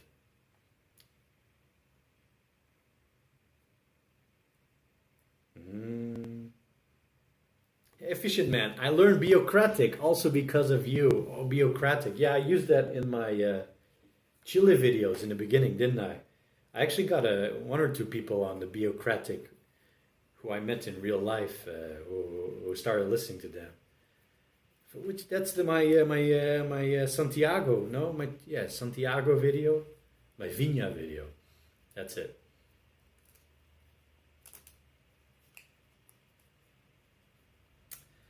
Pedro TA650 says, bike question. When was the last? It's the one I get a lot too. When was the last time you had a good look at your drive shaft every now and then, man. What conditions are the teeth in? Have you ever changed it since you had the TA? Which sprocket are you using? I'm using the 15 teeth sprocket on there. Yeah, the drive shaft, typical issue on the Transalp. I have a little wiggle in it, but it's not destroying anything. People say that's the beginning. That's the beginning of the end. I just remember having a little bit of wiggle in there since, I don't know, the first chain change. And, you know, I really put out for the ringer for over 100,000 kilometers. It's still all right. I know it can go fast, I think, if it starts to go, but I don't think it will. There's alternative sprockets, but it hasn't gotten to the point where I have to work around with, you know, filling that space up or really having it wear off. It hasn't gotten to that point, but I know that there are Transalps where it happens. Good night, Katarzyna Kalinowski. 11 p.m. bedtime. Mario Ruiz, you have several barbershops around you. That's true. And I think I even saw a barbershop, someone cutting hair that was during the very strict phase of the lockdown that was open. But you know, people got to work. It was this little, looked a little bit clandestino, that one. But now they can officially be open. And yeah, maybe I'll pay him a visit. The beard I've been doing with scissors. Still a learning process. The last time I did it, I got these open patches. Not very good at scissoring my beard. Anyhow.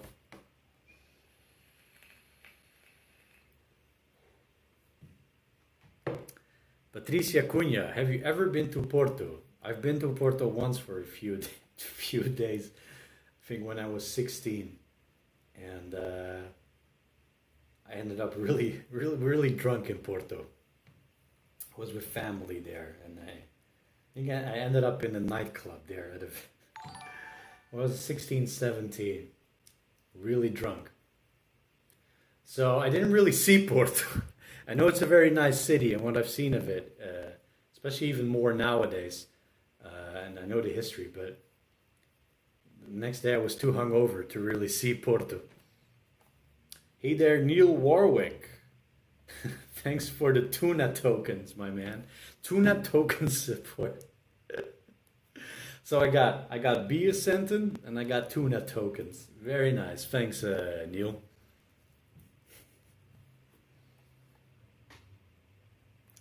Milan, did you ride at all since the Crackle Gang session? No, nothing, man. Like, I haven't had a life since then, man. Not at all. It's been a weak month. That's on me too, you know. That's on me too. But I could do a little bit more now out there. But yeah, wasn't really in the mood. I don't know if mood's the right word. The mind wasn't there anyway. But yeah, riding, forget about it, man. When I was walking around yesterday, walking in the sun, trying to find the water, the park is still closed. That gives you access to the sea, unfortunately. But yeah, I saw some riders there, and I don't know if you need your permiso, the circulación to travel around. Maybe they have it, you know, for work, or maybe you go out for a sneaky ride in the city. That's cool. It was a nice day. But I saw people leisure riding. But yeah, with the panniers on there and the license plate, I would be a massive target.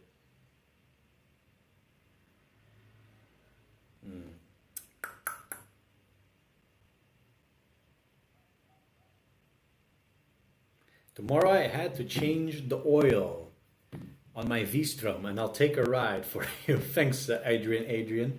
Greetings from Romania.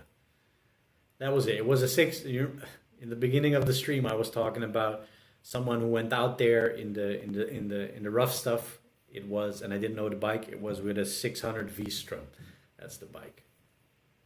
Enjoy the oil change, man. Get some new drink for the girl. Rumo, why don't you tour Asia like Pakistan, India further? That's what I was saying earlier. I want to do that. I even wouldn't mind to tour the region and not necessarily on Alp. So it's something I could do if I would leave Alp maybe in Uruguay, which would be valid, the document for a year. And then I come back later.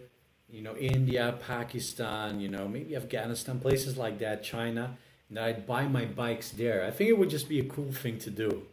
And the thing with that is that, for example, if you go to a place like Pakistan, if you go ride, it's the kind of country that you would want to blend in. If you're meeting people, now if you're rushing through, okay, you can go on your motorcycle, your big bike, whatever. But if you want to kind of blend in more because you want to hang around, get with, off the beaten path more, it's better if you're more on a typical motorcycle in a country like that. So that would be kind of cool. So I guess I like the idea to get to a country, see if you can haggle, find a bike somewhere, haggle. I had a fun experience one or twice with that, haggle for a bike, just take the bike and then later sell it again, Like I said, those are experiences that I didn't even record it back then. It's actually some of the most interesting experiences I like, even when before I was traveling on a motorcycle, even in the beginning, I never recorded that, and people ask me all these questions, and I noticed that, people, it would be an interesting thing for people to see that kind of experience. I said this before, the amount of random people's houses I've slept in and been invited to, it's crazy, and I would like to show that more again, but I didn't want to record. I wasn't in that mindset, or I just want to record riding. If I would meet people, I'd actually turn off the camera because I thought I'd just keep this private, I didn't want to catch them on film. How the tables have turned nowadays, eh? Yeah, I would like to show that sort of thing. And especially after what's happening now with South America, it's been so long here now, and now with this, I wouldn't mind getting out for a while. Just do something. I've said this before, do something different. I think it's become a real thing. I think it's going to happen. That is depending on how the world is going to evolve next months, 3 months, because maybe it won't be possible for a long time, Scusi, por favor. I'm just going to go to el bathroom, el baño. They say the toilet, the loo. Have a piss. Take a piss.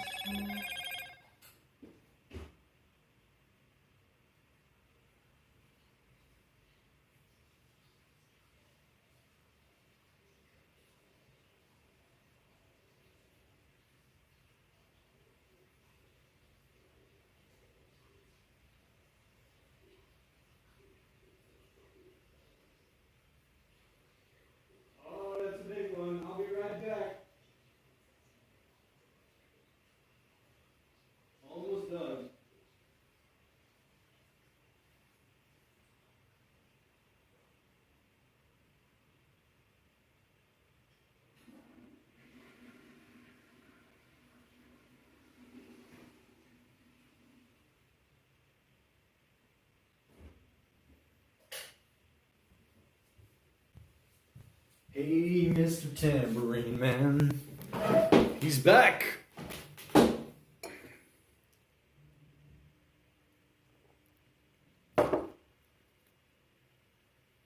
Hello, good night to you all from Turkey. Sefa Denizoglu says. Good night, my man. Welcome. Or if you're leaving, good night. Let's see. Have you ever traveled in the USA? Daryl asked. Not yet. I will at some point. And there was another question in the USA, I think. But yeah, I'm definitely keen on driving USA. To actually expand on what I'm saying, I want to travel a little bit different for a while. That's I think now too. I wouldn't want to go directly to the USA now yet. Or who knows, maybe it's the only country that will be able to be traveled.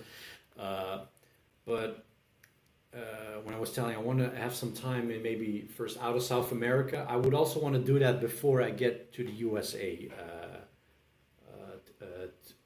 also. And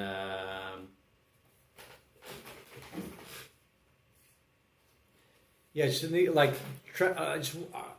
like just to travel again in a way with no restrictions for a bit, you know, but also in the countries that are a country like the USA. It's going to be like Australia and New Zealand. It's it's very developed. It's a different kind of experience. I just want to, before I hit the USA, I would like to experience, which was supposed to be kind of like South America and whatnot, but it's complicated.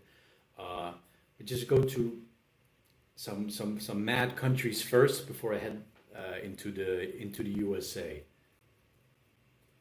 Just get some madness. I just want to record some, you know, some mad travels. Again, I'm losing my Tazos, my embarrassing collections from the potato chip, from the Lay's bags.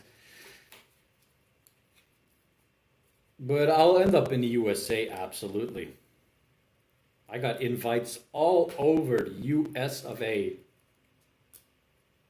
From what I understood too, there's already plenty of guns and rifles waiting for me out there for some practice and experience. That's one of the things I love to do out there too, you know. So, and on a motorbike, it's my dream to fire at targets while on the motorbike. We got to make that happen. One day that will be a video, probably, if we can make it happen. Probably get demonetized too, because YouTube hates guns. But yeah, it's one of those things. Learn how to properly shoot a gun. Learn how to shoot it on the bike. And left-handed, because I need the throttle. Oh yeah. That's what's waiting for us in America one day.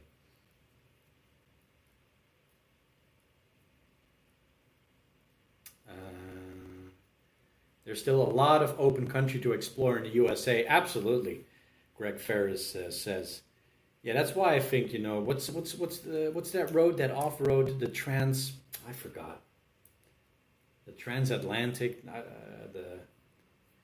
there's this off-road road that crosses through the United States. That looks like fun.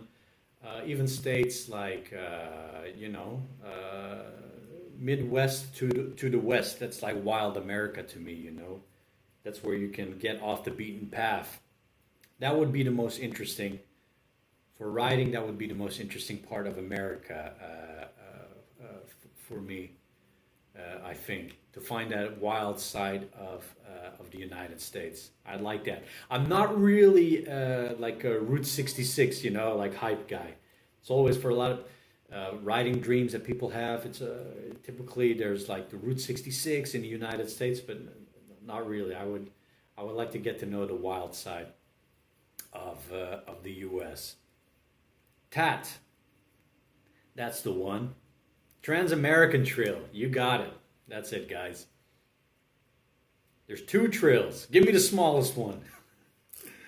Although if it's as small as an Inca trail, then I might need a smaller bike. But yeah. Yeah, it's like, I look, even Australia. Yeah, Australia was so super wild, right? But I liked it better when I was in the wild side, I guess, from in Australia.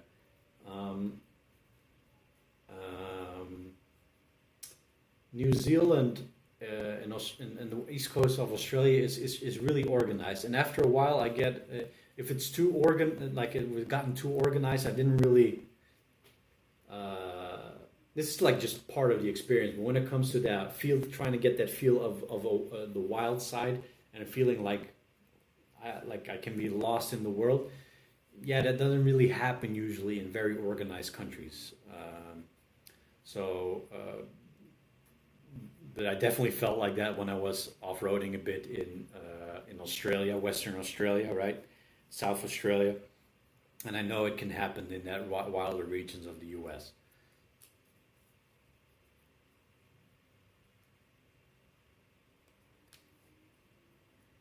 Farhan Abdi, love your videos. Are you still in Argentina? Sí. That's a yes, by the way.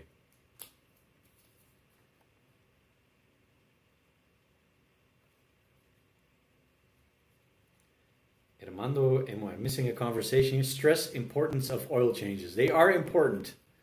True.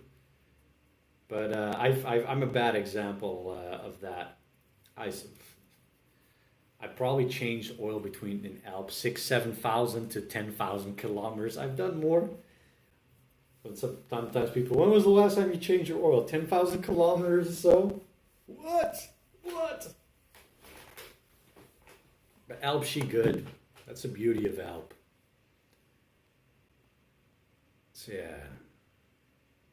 What is it? A lot of people they change their oil 5,000-6,000, and then some people they change their oil before that even. But of course, depends on kind of engine too, performance engine and whatnot. Alp is easy going.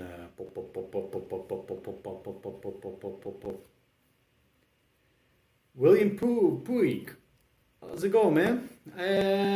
Why your stay in Uruguay was so short? Because I was trying to get to Patagonia before the winter. Haha, joke's on me, right? The country is small, but it has a wonderful country. I believe you, man. And now it's almost COVID free. Maybe I need to go and bring some COVID to Uruguay then. No, por favor, no.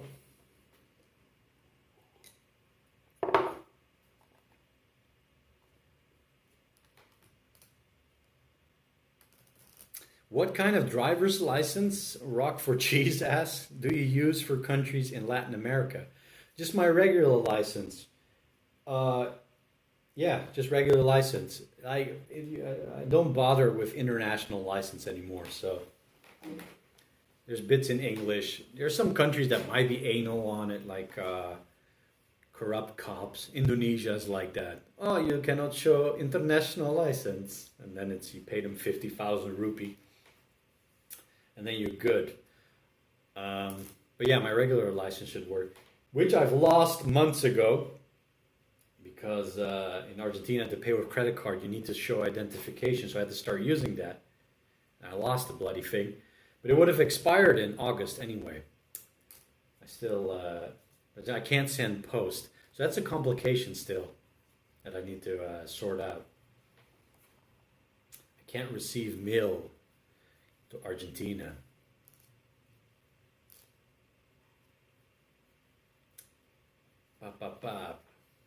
Not international? No international license. I had in the beginning, but they're valid for a year. You can't extend them abroad. At least the Dutch one you couldn't.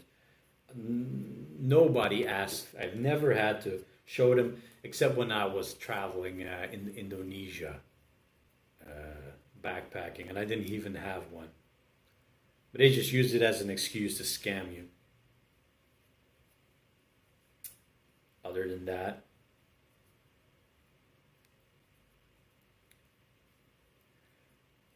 let's see.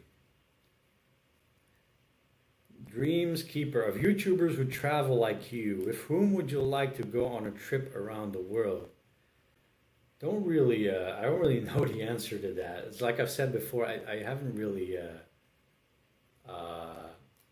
watched other travel YouTubers like that, just generally, especially motorcycle. Although I have watched more than a few episodes, the only one was Ed March and some Lyndon. Well, Sir Lyndon Poskett could teach me more than a thing or two or three for sure. Expand my horizon on some balls to the wall kind of riding. That would be cool. Hey, this reminds me of something that I'm saying now. Like a couple of months ago, I found this channel of this American guy that he does some really basic, cheap ass traveling, and he never pays for hotels. And he just found a spot for his bivvy, for his sleeping bag. All he has is a backpack. Most of the time, he's just figuring out. It's the most anti-travel. Most people don't want to travel like that, but it's actually a travel channel that I watch and that I stuck to. He doesn't make much. His episodes are like 40, 50 minutes. What's his name? I have to find. What's his name? Trying to remember. Vagrant Holiday. What is it? Vagrant Holiday, I think. But it's you have to kind of enjoy that kind of no BS kind of travel, and for some of the folks there who don't like swearing, he has a serious potty mouth too, and but I just like just a random attitude to travel. If you haven't checked that out, check it out. Vagrant. It's not for everyone. It's not for most people, but I just like the devil may care kind of attitude. Anyway, give us a link. Let me see. Like he's in Japan and he gets some food from the 7-Eleven and he doesn't like it. And he's like, food in Japan is horrible. And Japan is some of the best food I know from experience. But I know because of his cheap style, he can only get that stuff from the 7-Eleven, which if he'd known to pick something right, it wouldn't be that bad. But that could upset some people, but I actually found it hilarious. So, like, I have no issue, like, if people behave in a certain way that I'm like, hey, I don't agree with that. I don't care, you know. It's just funny. Oh, and there's a great vid where he does train hopping. What is it? Like Jack Kerouac style, man. Like fucking, sorry, like bloody beatnik style. That was the Aussie coming out for a bit. He does this train. He just hops on a train and has to watch out for cops. It's awesome, man. That I could just lay down and watch that for 50 minutes. Vagrant.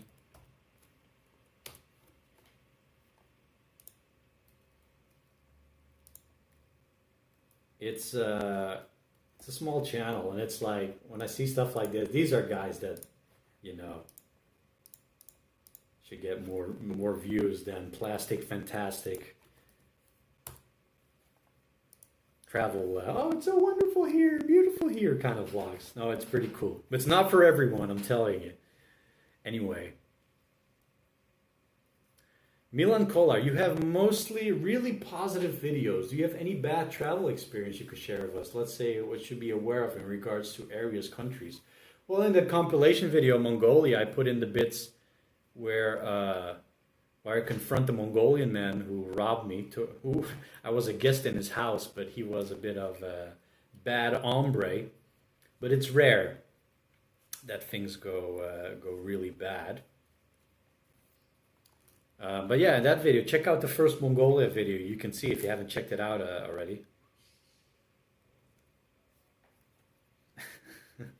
The nice videos in the nice ladies in the world.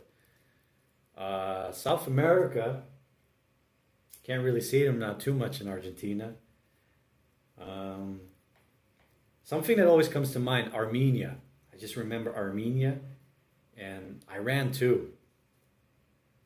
I think more specific that I saw like a type of woman that's really like, it's so unique and region looking that it's like, yeah, that's really nice. So it was Iran, but Armenia too, Japan.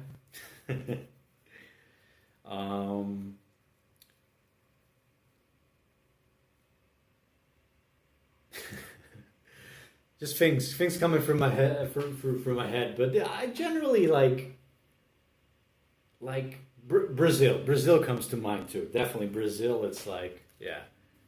I remember on my first trip, you know, when I was in my first trip was in 2010, 2011. I remember when I was in Macedonia, and the girls were outside. I never seen so many girls just.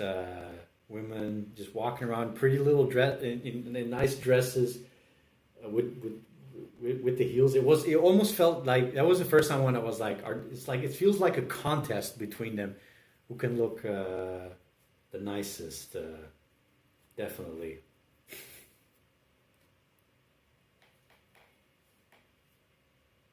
The Russian babushkas. Oh yeah, once I got to. Northern Kazakhstan, you got close to the border, like there was this rift, because in South Kazakhstan you have more the Asiatic kind, uh, like the genetics of people from once you start from the Balkans all the way to Mongolia, Eastern Russia. You know, it's very interesting. You know, a lot of history there. It's really interesting the mix there. But you see, that's why the region is so interesting. You see the people, their looks, you see them shifting, and then once you got to northern Kazakhstan, the women all of a sudden look more like the traditional Russian looking ladies. That really stood out. The babushkas. No, the babushkas would yell at me at the gas station because I was annoying to them. We didn't understand each other.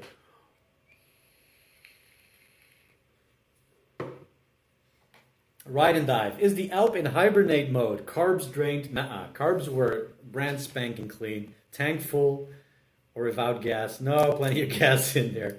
The only, look, Alp will start. The only thing, the battery is already like since 2016. So the battery might be dead. But Alp will start again.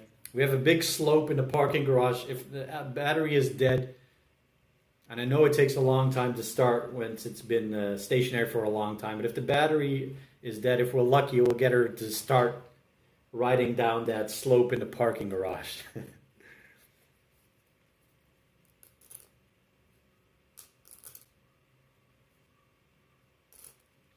Come back to Uruguay. Go to Colonia, Bernard said.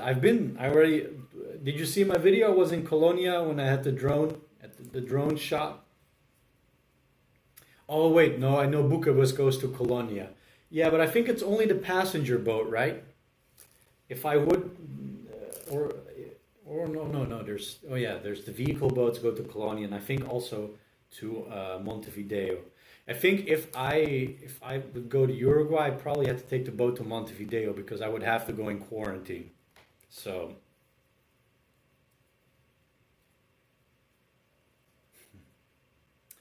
Fadi BS, been to Dagestan? Not yet. Like, I want to get to know Russia. I just blasted through Russia because of the visa situation, and I want to go back. And but just the region alone, you know. I wanted to go to the other side, you know, in the Caucasus Mountain, because I was in Georgia. Georgia is beautiful, and Armenia. And I really wanted to go to the Caucasus on the Russian side, right? But I only had a double entry visa for Russia. So I had to use that entry from Kazakhstan to Russia. And later, when I went out in Mongolia, to go back into Russia, second entry. So I couldn't use that, unfortunately. But yeah, so many places I would like to go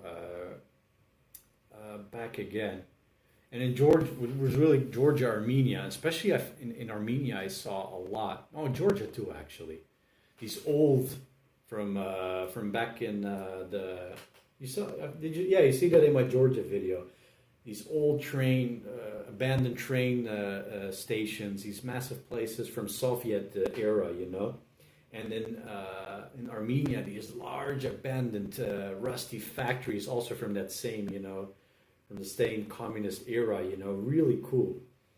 But that's the sort of thing that's really interesting. Just I always found, and that for the first time I noticed that, for example, in Romania, once you go to out of the big city, Romania shows you a different and older time, and there you also had some remnants from that kind of, you know, the communist era. You know, that's really cool.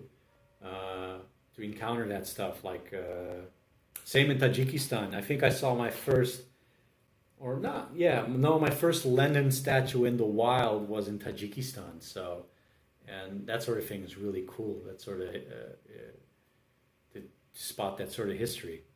So that's the cool thing about going to Russia, to see that sort of thing again more, because I was mostly in the east. But Russia is massive, man. Russia is insane. If you have EU passport, do you need a visa in Russia? Yes, I think that's still the case. Mine was in 2014. Yes, and Russia, you kind of need to plan out officially where you're going. But you can get, for more money, you can get a business visa if you're staying longer. That's what recommended for any rider. you can have multiple entries on that business visa also.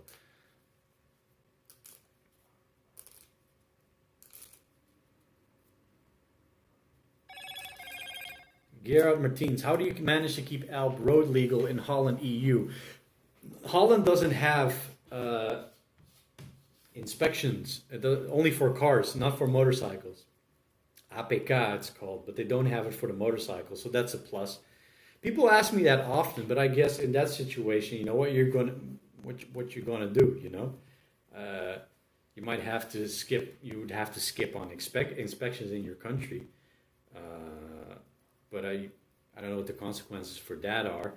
But really, doesn't matter. It's not like, you know, cops. You're abroad. It's not like you're going to encounter, you know, police or whatnot from your own country. You know what I mean? Hey, Gerald Martins, thanks for the support, my man. No more tuna this month. No, it's all right. I actually haven't had tuna. It's an idea. I haven't had tuna for a while now. Not with the RG steak around here. Jeez, 2 hours and 37 seconds. All right, folks, I'll hang around a little bit more. It's getting that time. And it's just usually when the Aussies are waking up and the NZers, when they're waking up, it's usually when I go away.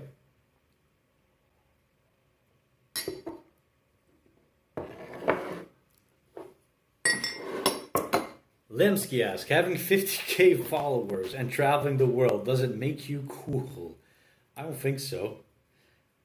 Experiences make me relax and chill, though. Do you have sometimes big-headed feelings? I don't think so. You tell me. But no. To me, it doesn't even feel like I have the channel at all sometimes, and definitely not not even close to a place, I think, to cultivate that kind of mindset yet. But let me know when I get there one day. You can go, Pedro, you've changed, man, you've changed. Hanging around 5-star hotels, showing you blue-ass water. Hey guys, we're here in this beautiful 5-star hotel with beautiful people. That sort of thing. Nah, I don't think so. Oh boy. It's been nice hanging out, y'all. It's been actually pretty good. All the best from Lithuania. Mantas Kizeliauskas. Sorry, let's do that again. Mantas Kizeliauskas. I can do that a lot better, probably. All the best from Lithuania. Cheers, man. All the best back to the Baltics. Aussie still sleeping in lockdown. Yeah, I bet. But you guys can travel between each other, right? NZ and Aussie. Big friends.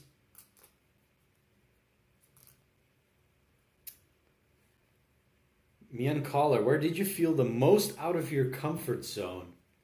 I'll tell you what, like, initially when I got to Georgia, and this is why, and this is culture clashes, right? So you have Turkey, which is kind of, it's kind of a little bit European on the western side, Istanbul, and then it becomes more, especially to my surprise, was a lot more conservative, Islamic conservative, once you cross the Bosphorus, and even more when you go east. And but really all warm people. You're all sitting down, drinking chai, getting invited, smoking cigarettes, right? And I went to Iraq, northern Iraq, Kurdistan. Oh shit! When you're talking about hospitality and people just coming to you, offering food, drinking, hospitality, cigarettes, you know, like lung cancer on tap there, you know, just to be social. And then I crossed eastern Turkey, beautiful. And I went to Georgia. And there it was completely different. I wouldn't say I wasn't out of my comfort zone, but I knew something was different. It took me a couple of days to get used to. But there it was different. And it's not that people were colder, but it's that initial thing. in the Middle East, a lot people crowd. People crowd more around you, towards you. And then when I got to Georgia, it's like people look at you more from a distance. And it doesn't mean that they're less friendly people. It's just how they approach, right? How they approach strangers. And they warm up and they start asking questions once you're there longer. You start talking with them, they open up because the people there are also hospitable and kind. But yeah, in the beginning, it was more like if I felt more stared at, if that makes any sense. But then I got used to it more, and then you find that people are just as warm there, but in a different, it's just that initial approach was different. Comfort zone with riding, like initially Mongolia, like I had my troubles for patches of sand right in Tajikistan sometimes. But then Mongolia, I really had to up my riding game to ride in the sand all the time, So I had my wipeouts, and then I got to the point, I explained this before, where I started riding over 90 all the time on the sand, heavy corrugations, up to 100. I got comfortable with that, and I wasn't scared of that anymore, And then this whole world, once you discover that, this whole other world opens up. So that's funny. So that was out of my comfort zone. And I accepted that I had to suffer a bit, cause some damage maybe, fail to get through that. And then 2 days in, all of a sudden that was my new comfort zone, just blasting in the sand. And that was awesome. Buzz asks, hey Peter, have you seen Alp since lockdown? It's been like 2 months. Remember I made that video? I went to check in on Alp after 2 months or so. It's been almost that time again since. But she's all right there, I reckon.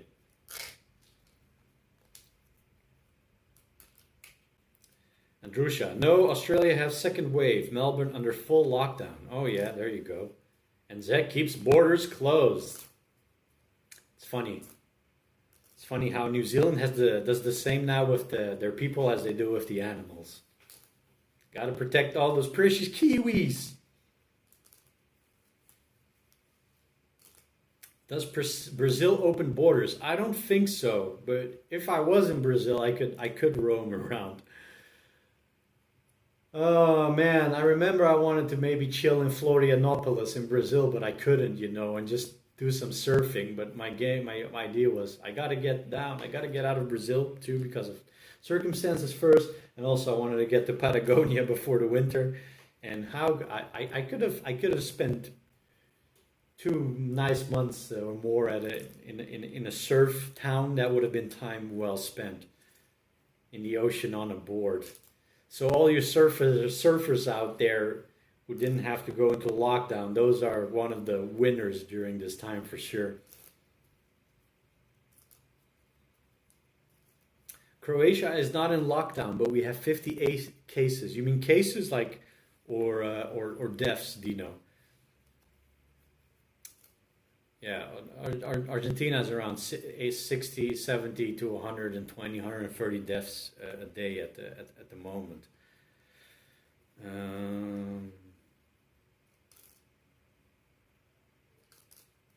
William Puig. I personally think the quarantine is good for everyone to travel inside your mind and come up stronger. Yeah, definitely. I agree with that. I've already been through that phase now. That's why I got the guitar. If I could get my hands on a bloody gym, that would be the best. And that's why I almost moved months ago. But the gyms, even in buildings, they closed them. So, yeah, after a while, the mind can only do so much. But learning guitar has been great. I had weeks ago, I had a peek of Duolingo at Hindi for some basic Indian, but oh man, Indian looks like a rough thing to learn on an app like Duolingo. That's not going to work. Because with a language like that, you just need to find the important words that you're going to use. It's not like I want to learn grammar, correct grammar, or correct. I just want to recognize certain words and be able to use the important words, you know, in a language like that. But yeah, it's a good time, you know. Like I'm learning guitar. I could have spent more time if I wanted to learn a language. But language is not something that's that easy in an isolated setting. You need to get dirty with a language. You need to get out there and talk to people and make, you know, associations. But so like I would like to learn this. Like I would like to learn Arabic, Russian. So yeah, those are Arabic, Russian, Hindi, and Japanese. I think those were so awesome languages to learn. I have a buddy who speaks almost fluent Arab because he studied there years ago, and that's really dope. How cool is that to rock up in the Middle East and just start speaking their language? But yeah, if you want to learn a language, lockdown is the time.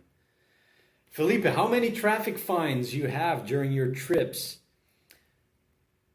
I have only few official ones. I got one on my first trip in bloody Slovenia.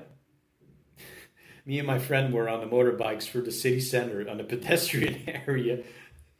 And we got stopped by the police. We got fined. But on this trip, it happened in Sydney. I just got to Sydney in front of the hostel. I parked my bike on the grass side of the sidewalk to keep it out of the way, right? But in front of the hostel so I can have it inside because I'm going to go inside. All my stuff is in there. So it's in front of a hostel. I come back out after getting a room after 10, 15 minutes. And there's a ticket on there. I never paid that one because I'm on a foreign license. And in Melbourne, I think they flashed at a red light, you know, for a right turn. I just arrived at the traffic light too late during the orange. I got flashed from the back at night. But I'm on a foreign license plate. And I own the New South Wales government, probably a lot of. I mean, I don't owe them anything. But I use their toll roads a lot. The Cross Sydney Tunnel and the Harbour Bridge a few times. So I probably owe them some money there. But that's the beauty of foreign license plates. Oh, and they tried to find me. Oh man. Oh, you're trying. They tried to find me in Tajikistan. No, Kyrgyz with the laser gun. But I started recording them because I knew that country was corrupt and police officers pay to be able to have that job, to be the speed trap guys. And I recorded them. And they let me go because I was recording them because I didn't really trust them. And then later also in Tajikistan and Kyrgyz, in Kazakhstan and in Russia one time, the police tried to stop them. You know, they tried to do this, but I ignored them. And twice they tried to grab me, but I don't recommend to do any of that. But those are kind of countries I don't want to stop for police because you can get into some silly games where they take your documents hostage and whatnot.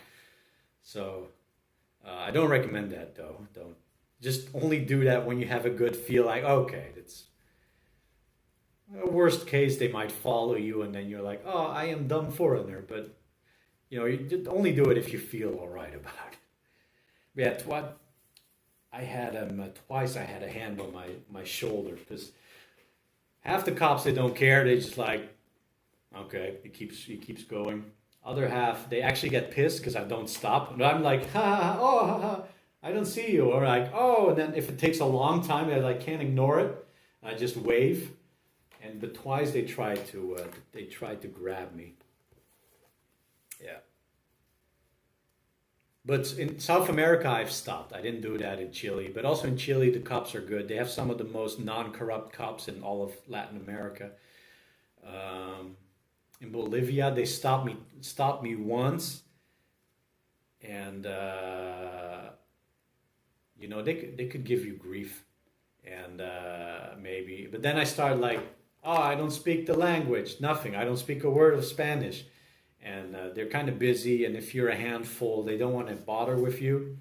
Oh, and I got the clamp. When you remember that video in Bolivia when I went to try to extend my visa at the embassy there or whatever the place where you do that, and I parked the bike in between the cones, which it was for motorcycles. And there were a couple of the others there.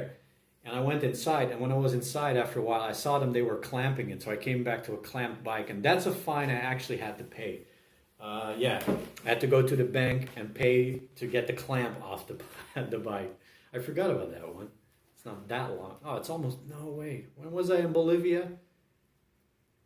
It's almost a year ago. Oh, bloody time, man. William Puig, I have to go. Thanks, Pedro, for your time. You should do this more often. Yes, let us know the schedule in advance. Take care. Have a good day, man, William. Have a good day, everyone. I'm going to call it 2 hours and 15 minutes. Good run. The last stream didn't go that well, technical difficulties, and I wasn't really in it and whatnot. But this is one of the streams. Like I'm happy. I'm happy that I've done it. Hang out with you guys, and I need to get back on. I will get back on the videos, right? It really sucks that I can't make anything live, like I need the live experience videos anymore, you know. And there's only so much, hey, I'm in Argentina, this is my situation videos that I can make. I have no interest in keep doing that or milking that in any way, you know. So it kind of sucks to not have the travel videos, but I can make the other ones. Get back to that, because I do have stories to tell. And I think you guys have helped me a bit to hype up, you know. So thanks for all the kind words, the support, and I hope you guys are also doing your thing out there. Happy for the ones that can ride again. And those who want to get on the off-roads, you know, do something that scares you a little, you know. Just go for it. Like I said, it's really cool when I hear that, when people who just went out there and tried something outside of their comfort zone and were like, well, this was actually pretty crazy, but I was happy that I'd done it. And then they find out like, yeah, I can do that too. That's how I learned it, you know, so screw it. Go do it. Thanks, Dino. Jos Rosenboom, shalom, vriend. I was talking about you, man. You know the Arab. Ciao, Gerard Martins, Lamsky, Drusha, Da, Joe Davis. Nice one, Pedro. I will have to answer a few other questions next time, Milan. Folks, forgive me. Go to the barber, Big Mac says. I did this myself, man. No good? Have a great day. I hope you see you back on the road soon. Goodbye from Texas. Fang Riggs Toms, Stipe, Zoltan, Dober Dan. Oh, I haven't heard that in a long time. Hi, folks. Take it easy out there. And I'll see all of you soon enough, eh? Ciao. Goodbye. Ciao, Jaya. Say hello to the children.